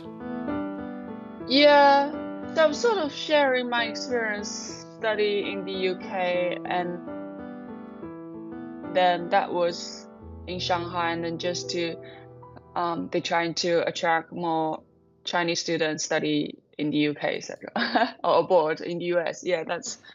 But you've remember been that one a few doing years ago. commentary for Sail GP. You're doing the Olympics. I mean, and you're doing it both at the events, but you're also going back to China and doing commentary in Chinese, in Mandarin, for CCTV and a couple of the other channels, right? Yeah, so for the sailing events that have the plan to broadcast in China, I will be involved in commentating. Yeah. And then for other events, probably just some daily report. And I'm quite pleased that I was involved in some events doing English report, like last year World Sailing Championship and then the Asia Games. So hopefully there could be more opportunities for me to join those sailing events, regardless what language I'm presenting. To be honest, I like the reason I choose to study sports broadcast journalism in the UK is I couldn't sail anymore due to too many injuries. And I just sort of feel with the media role that could allow me to be involved in the sailing community a bit more and then traveling to different events.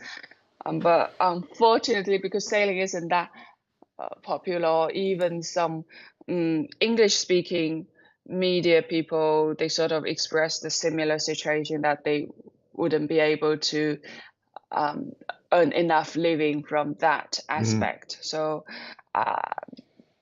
Well, we'll form a club because that's what Julie and I are doing. She's a longtime sailor. I'm a longtime sailor, and now we're doing media to keep involved in the sport.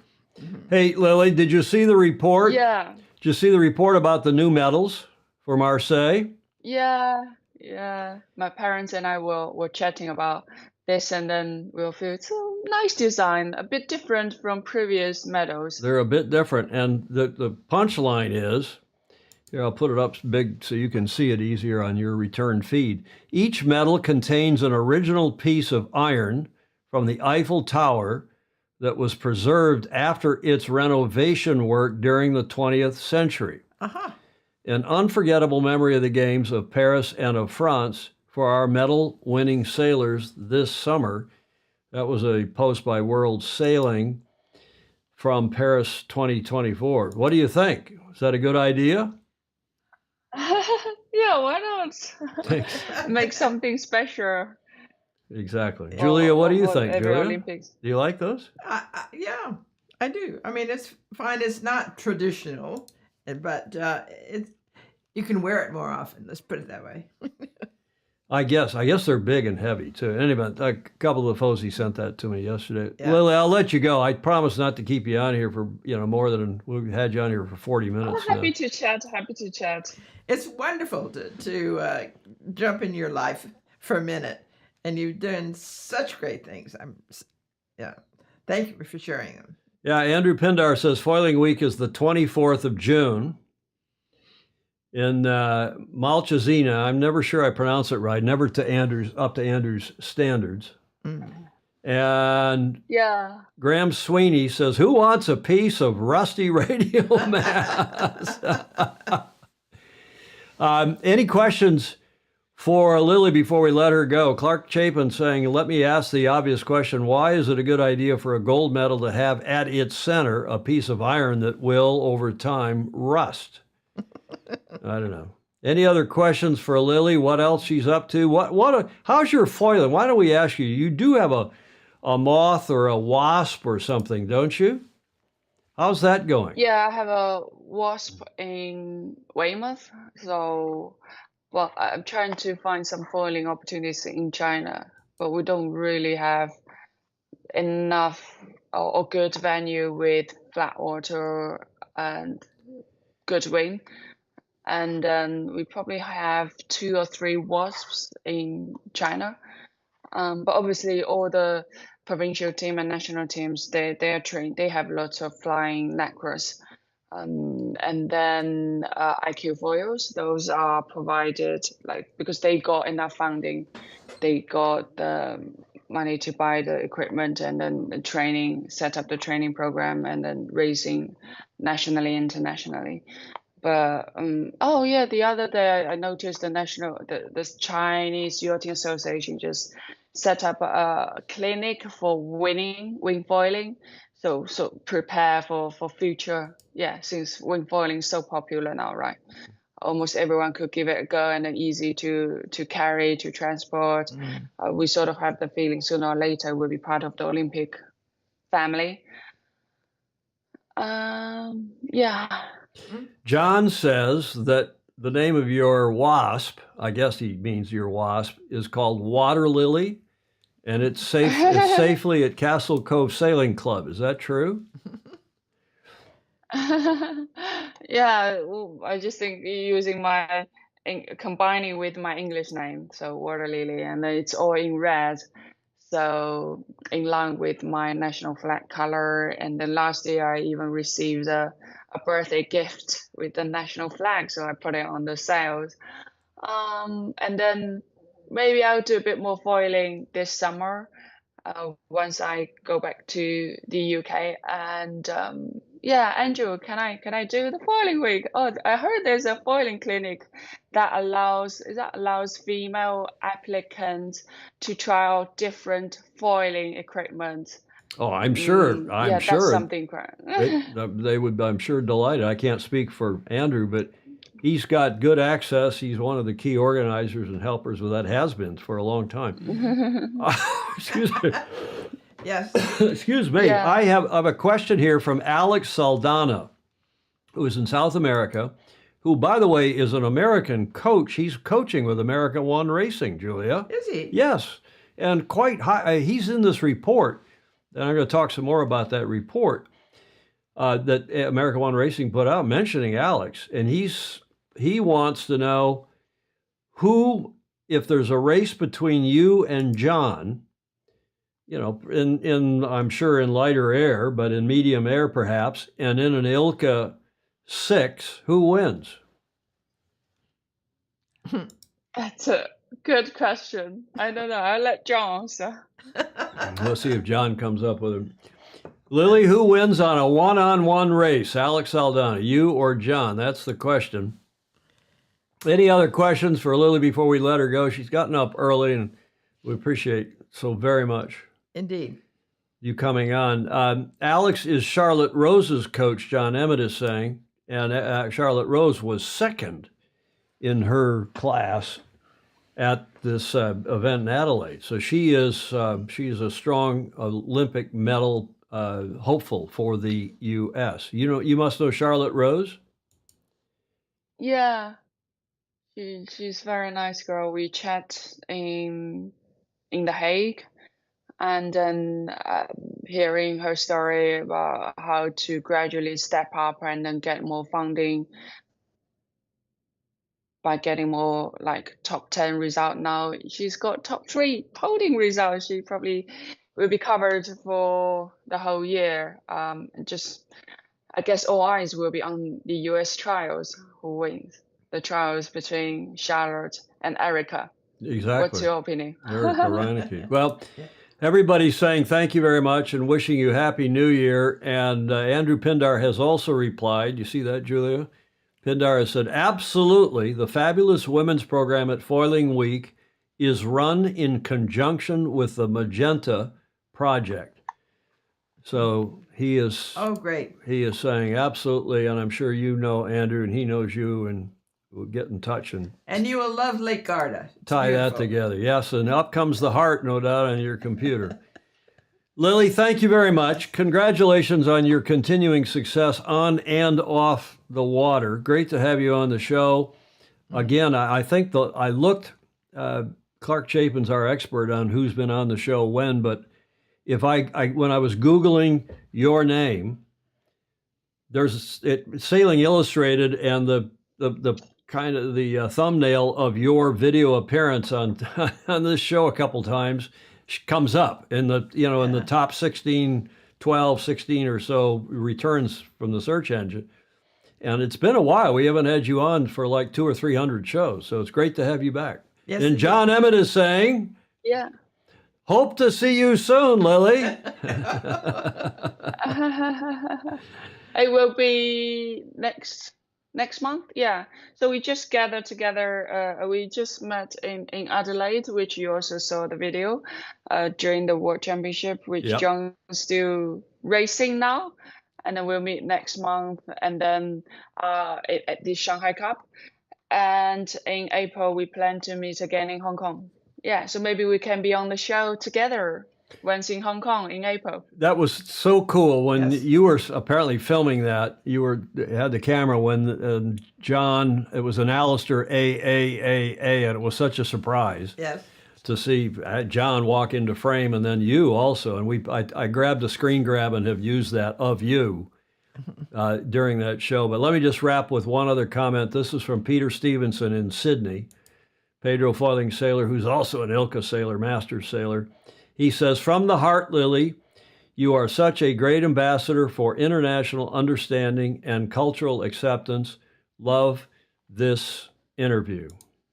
Oh, nice. Oh, There we go. Thank you. Thank you for everyone's words, kind words. In I fact, got. I'll even let Exley have he says, forget the medal. Lily is herself pure gold. Indeed. Oh, nice. Okay, thank you. Thank you very much. Happy New Year. Enjoy the rest of your Happy week New Year to you. with your parents. Yeah. Would you give your parents a big hug for Julia and myself? We don't know them. We'll probably never meet them, but give them a big hug for us because they brought you into this world and you have made our world and our sport much, much better. To say nothing of Emmett. You've made Emmett better too. Bye, Lily. Bye. Thank you very much. Bye. Bye, all the Fozy. Have a good day. Bye. Thank you. You too. Ciao for now. What a delight, Julia. Isn't she wonderful? Huh? Yes, she's wonderful. Okay. I'm going to go straight, I guess, into the America's Cup segment, and then I'll go back. I've skipped over for some other stuff. We're an hour and 45 minutes into the segment, so maybe it's some things I'll push into the show on Tuesday. Yeah.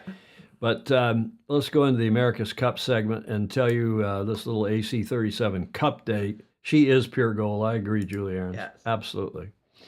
And I hope she has a great time with her family and her fellow Shanghaiese sailors. Mm-hmm.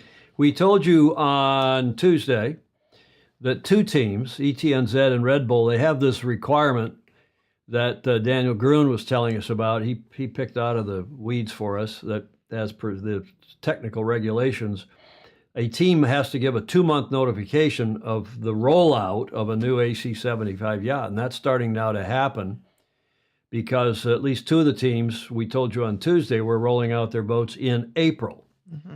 So the 2-month notification is happening, and the question is who will be the first to splash? Well, there's more news on that, is that now Luna Rossa has also given notice here since the Tuesday show that they are also splashing, or I don't know, splashing, presumably they'll splash, in April. Mm-hmm. So we will follow that, and wouldn't surprise me, Julia, if a few other teams are splashing in April as well. Let's give you a general update on what the teams are doing. This via Sail-World and our Fozy, longtime friend Richard Gladwell, who says that American Magic in the last few days has sailed out of Barcelona in their 2-matched AC-40s.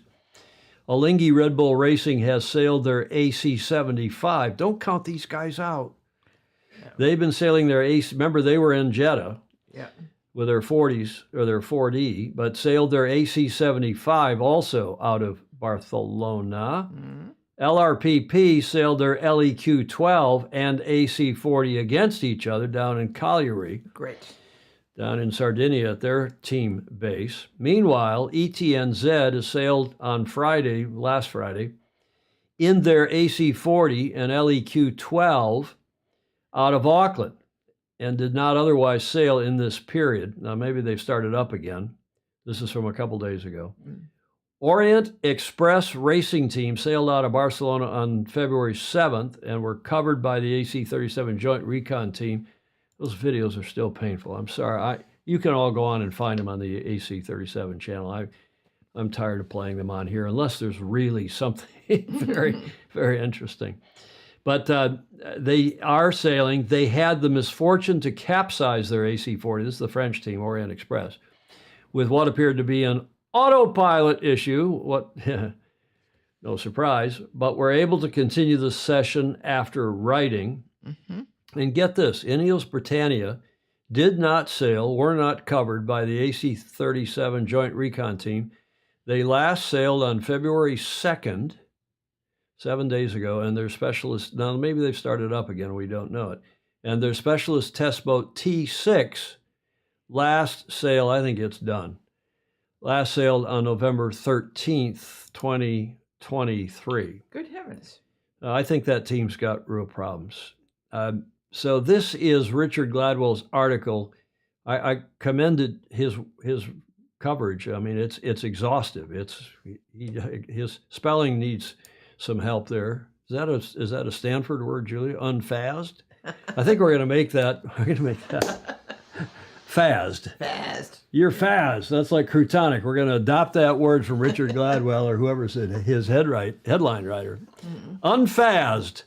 By capsize, 4 teams train on the Med. This was from today's wrap-up article. There is a picture of the capsize incident of the French team, which began when the AC-40 went to tack without foiling. And in that moment, something went wrong as it looked like the boat systems got frozen. The arms were not moving and could not compensate the righting moment of the sail, so it started to heel until It capsized. it capsized.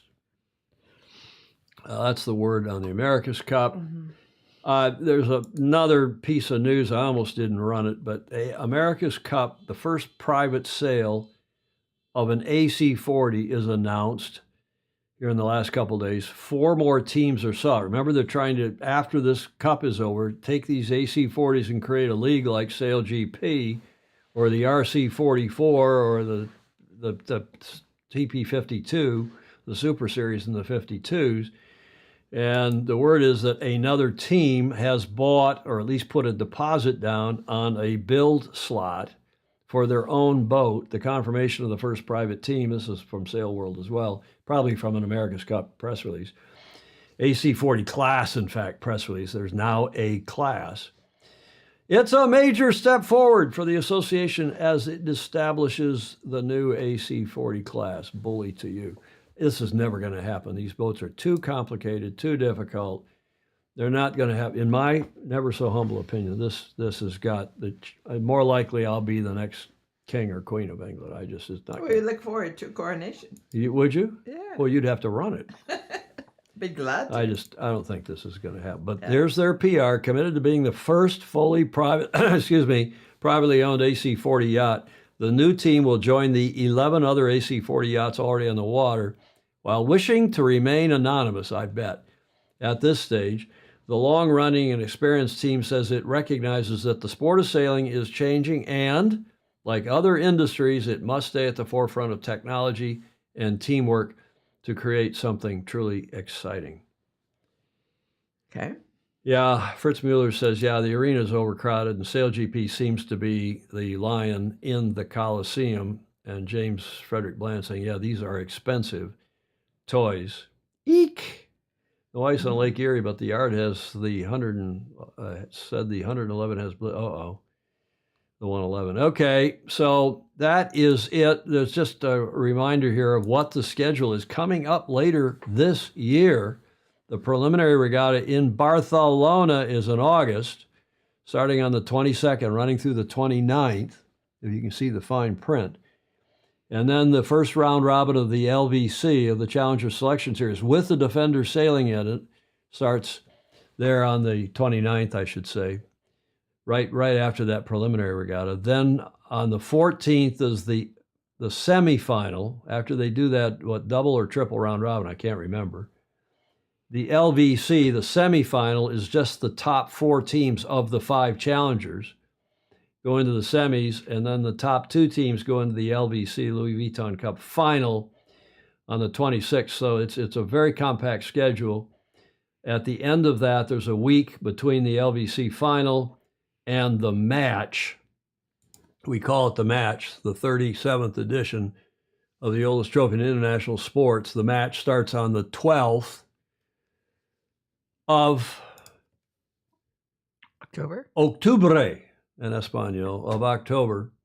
And the youth and the women's are down there in the lower part of that, the youth during the LVC and the women's during the LVC finals and into the match. And they're both going to be in Barcelona also. They are also going to be in Barcelona in the by then discarded AC-40s of the other teams. Yeah. You know, and you look back at that chart, and from here, even if the team gets all the way through the LVC final, that's the end of August, all of September, and the early part of October. You're talking about, less than 2 months of sailing an AC-75 that you put together. Could be a lot less than that, especially if you flunk out here in the earlier phases and don't get to the finals. I don't know. And yeah, John Emmett is saying 2025 is going to seem like a quiet year after all that's going on this year, the Olympics, the America's Cup, and so on. Yeah. Lily's great. That was really nice to have her on. Mhm. I just want to, I think the other stuff, I'll push it, the stuff that I've skipped over to get to Lily when she was able to come on. I think I'll push that off to Tuesday's show. So you were expecting something that I said would be on in the B or the C block, particularly the America One report, because I just want to mention that we mentioned Alex Aldana and the work that America One is doing in this country and on behalf of this country's Olympians, and spending a lot of money. And I mean, they've been going full tilt. Meanwhile, U.S. Sailing's been suing them. That president's he's got to get control of this thing, and they got to get rid of that non-sailing CEO. They got to drop the lawsuit, come together with America One Racing. But it's an incredible effort. I posted on my personal Facebook page, and also on Sailing Illustrated's Facebook page this morning, the full America One, that 2-month, what's been, the update, that what they've been doing, the sailors they've backed, the money they've spent, the coaches that they've supplied. So yeah, go have a look at that full report if you're at all interested in what's going on, or in the case of U.S. Sailing, not going on in Olympic sailing in our country. Okay, that's enough of that. I'll push the other stuff on to Tuesday's show. The last leg to Gloucester, the last leg for today's show. Do you know, Julia, do you recognize that incredibly beautiful harbor? Oh, yes. Now, where is that from? The clue is in the upper right corner. It's the RORC's Caribbean 600. The 15th edition is about to begin in, a week's time. Mm-hmm. And that arrow is a famously cool yacht club called the Antigua Yacht Club in Falmouth Harbor in Antigua. Oh, yes. Gordon Smith is saying today's National Pizza Day. That yacht club, you can see the boats. That's an older photo, I'm sure, but it is. Graham Sweeney recognizes it as Antigua. He's probably been down there photogging. I've been there. You have? Mm-hmm. I passed through the airport, but I've not been to the club down there on the south side. And it's that's in Falmouth Harbor, and right around the corner is English Harbor. Yeah. You can see that. It's a very small island. There's a better look at it's a small island in those small bays, but fabulous stuff. And I wish I were there, but I'm sure that Andrew McIrvin is headed there, and he will send some pictures and give us some updates, I am sure, because the RORC's Caribbean 600 is coming up here, the 15th edition. The racing action starts. It's all set for the 15th edition. It starts on the 13th of February with a preliminary series called the RORC's Nelson's Cup. In association with Antigua Yacht Club, close to 65 teams are expected to be competing, with 500 sailors from 26 different countries racing. They're multi-hulls, monohulls, big boats, small boats, a hugely diverse group of boats. And that preliminary series, they expect at least 24 teams in that. And then they get into the big enchilada, which is the 600-mile offshore race. We've covered it on this show every year for the last, since we've been going the last 8 years, or most of the last 8 years. Starts on the 19th of February for the 600-miler. The overall winner is decided by the best corrected time under the IRC rating rules, special prizes, yada, yada. There is the course, and I probably need to point that out because they start here. They go up and around, go past St. Kitts and Nevis, and go up and around to Anguilla, back down past Montserrat, around Guadeloupe, and back around toward Antigua. And instead of going into the harbor, they do another loop right like that and into the finish there in front of, just off the yacht club. So I also have, I have the John, I'm going to go do Schaefer's thing. You know why? Because I promised John we would do that, and I promoted that. Here is the video, though, from this regatta. And we'll go do John's safety at sea next.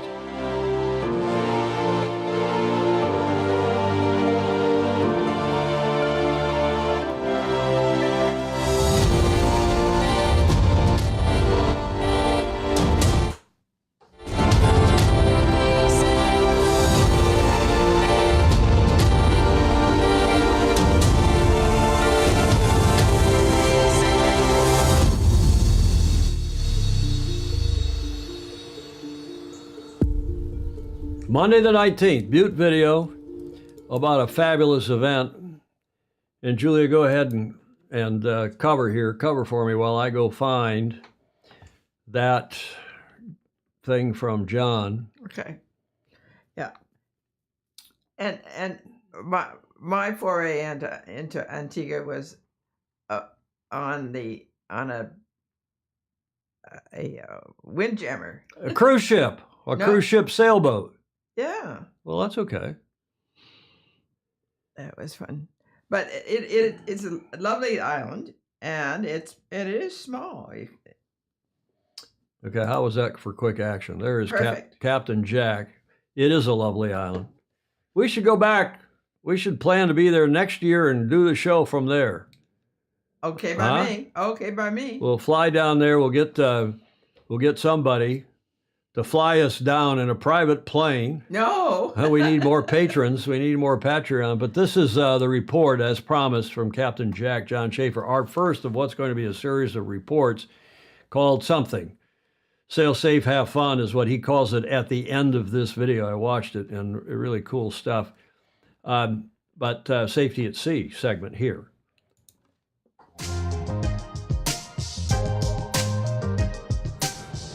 Hello friends, John Schaefer. Safety tip of the week. Smoke. For many years, military units and security services have using smoke as an identifier. One use of smoke on your vessel is in a man overboard situation. A lot of vessels that I race with, a lot of people that I coach with, we highly recommend having smoke available in the cockpit in a man overboard situation. By pulling the pin and throwing this overboard with everything else that you might be throwing over to recover your victim and identify them. Smoke is very handy both in day and night. As you know, sometimes in a matter of seconds, based on the sea state, you may or may not be able to see where your victim is in the water. Day or night, you will be able to follow the smoke trail, and other boats that might be racing around your vicinity will also see the smoke as an identifier of there is a situation. So folks, remember this, all right? Smoke also has a use for identifying your person in the water. Think about it. I hope you might find this interesting. Sail safe and have fun.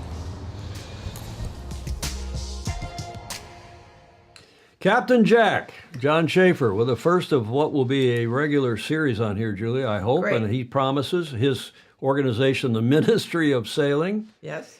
And he says that we have 8 sailing rescue swimmers on 8 different boats in the Caribbean 600. You know, they've been promoting this. Right. Hey, when somebody goes overboard, instead of sailing around and then trying to get up alongside of them and maybe hitting them, maybe not being able to get close enough, maybe the person is out of it. Yep.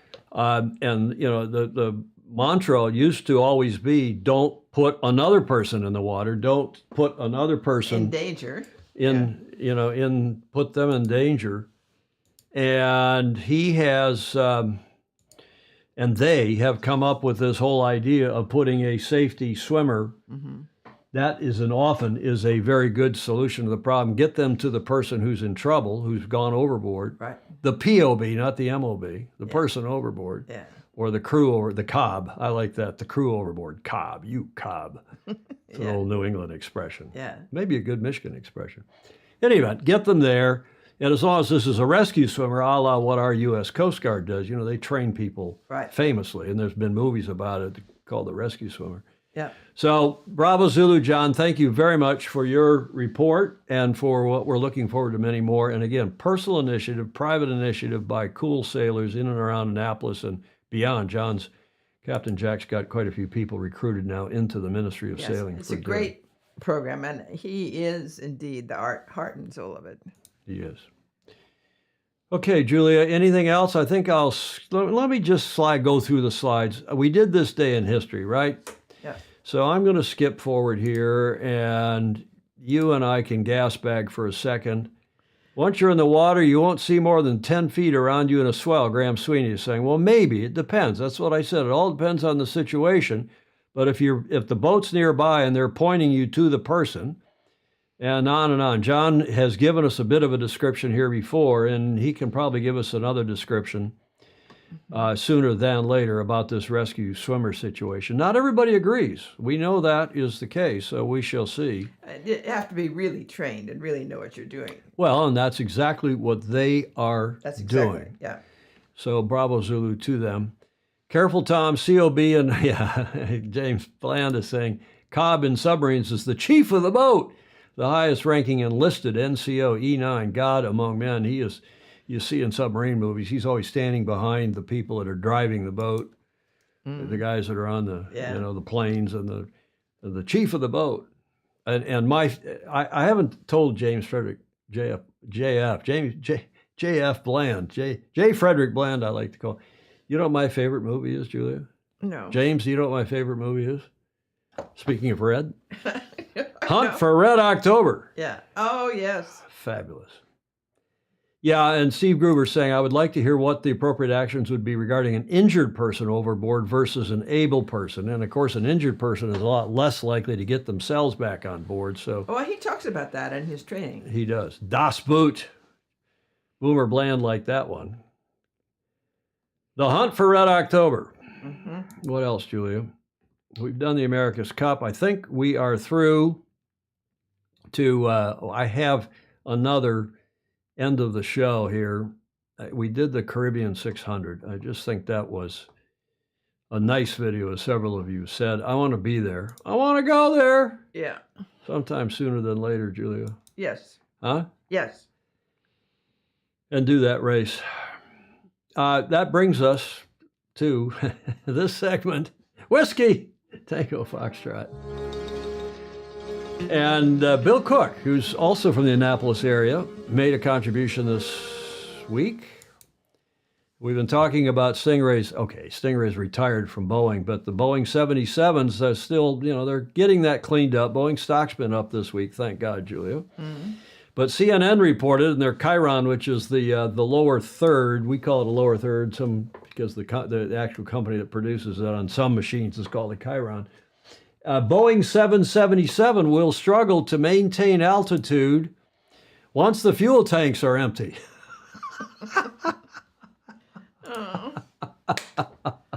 That is a Whiskey Tango Foxtrot if I ever saw one. Thank you, Bill Cook, for sending that along. Julia, this is my favorite one in a long time. This from Joe Holtzman. How can a man who can hit a deer, those of us from Michigan appreciate this, who can hit a deer at 250 yards, keep missing the toilet? Yes. Talk about, as Boomer Bland is saying, the statement of the obvious. Finally, we don't even need the blindfolds these days. I got this, a bunch of you must be on the same cartoon. It's a good quality cartoon. Okay, the state of kids today. Mm-hmm. Have you seen these videos of people with the new Apple Super Pro, whatever it's called, Pro Vision or Vision Pro, and they're just out? I mean, they look utterly ridiculous. I wouldn't mind doing it in the privacy of my own studio or my own, out there in the America's Cup lounge, with your feet up in one of the, the big comfy chairs with the goggles on, and you see them touching things, because there's no mouse. They're touching things, and the vision goggles see where your fingers are relative to the icons that are on the screen, and you're scrobbling the video. Yet. And but you see people now sitting in cafes. Maybe this is the future. You see people sitting in their offices because they use the goggles instead of having a screen in front of them. You see people driving down the road in a self-driving car, a Tesla or something. Oh, no. And this cartoon reminded me of all that. how people are just buried in their bloody phones. Oh. Graham Sweeney suggests a drone device with an inflatable mast that will home in on the MOB. Okay. They're back and forth. Mm-hmm. Great show. Good luck on Sunday. San Francisco again upon Yep. Love you all. Thank you, Alan Long. Thank Julie Aarons. Finger shake, Julie. I don't know what that's all about. Did we say something that was incorrect? I hope not. Okay, that's it. Finish line. Thank you all very much indeed. Yes. Julia? Yes, go Niners. Go Niners. And like, follow, and share if you would. Please, comments are welcome, even in replay. And those of you who support us, we want to thank you very much indeed. It keeps the internet bill, which is getting bigger because I'm getting a better service. And we've upgraded a few things. We have gone today 2 shows in a row with 0 frames dropped, absolutely 0 frames dropped, and frames missed due to rendering lag, 5. Out of 271,000 frames. So that's 0.0% and round off. 0 frames skipped due to encoding lag, 0. And 0 frames dropped due to the network. So I hope it was good at your end as well. Thanks for your support. If you want to kick in $1 or $2 or $5 or more per month, patreon.com/join/Sailing Illustrated.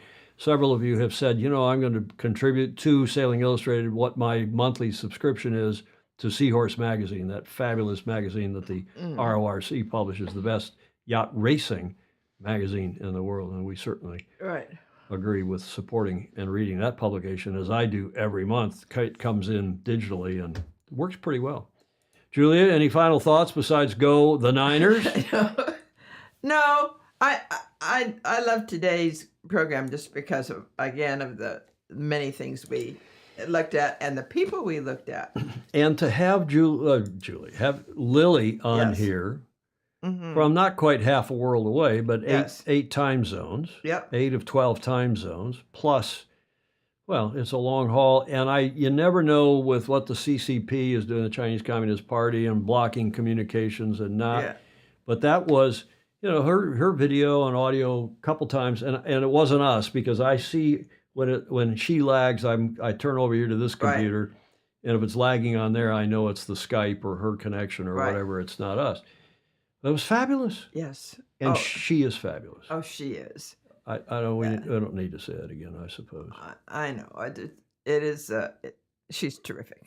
So thank you, John Emmett, for helping us tee that up. Thank you for being such a good husband to her, because she is a fabulous person. Yeah. And how lucky you are to have her. Indeed. How lucky we are to have John as well. Indeed. And all of our foes. A reminder that next Tuesday we have another superstar, Dawn Riley, coming on live from, I guess she's going to be at Oak Cliff on Center Island in New York, on the North Shore of Long Island, on the South Shore of Long Island Sound.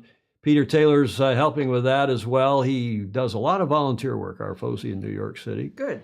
We appreciate that. Dawn will be with us next Tuesday, the 13th, from Oak Cliff. In the meantime, have a great rest of your weekend. And let's just have a great football game. May the best team win. In the meantime, sail fast, sail safe, have fun. Ciao for now.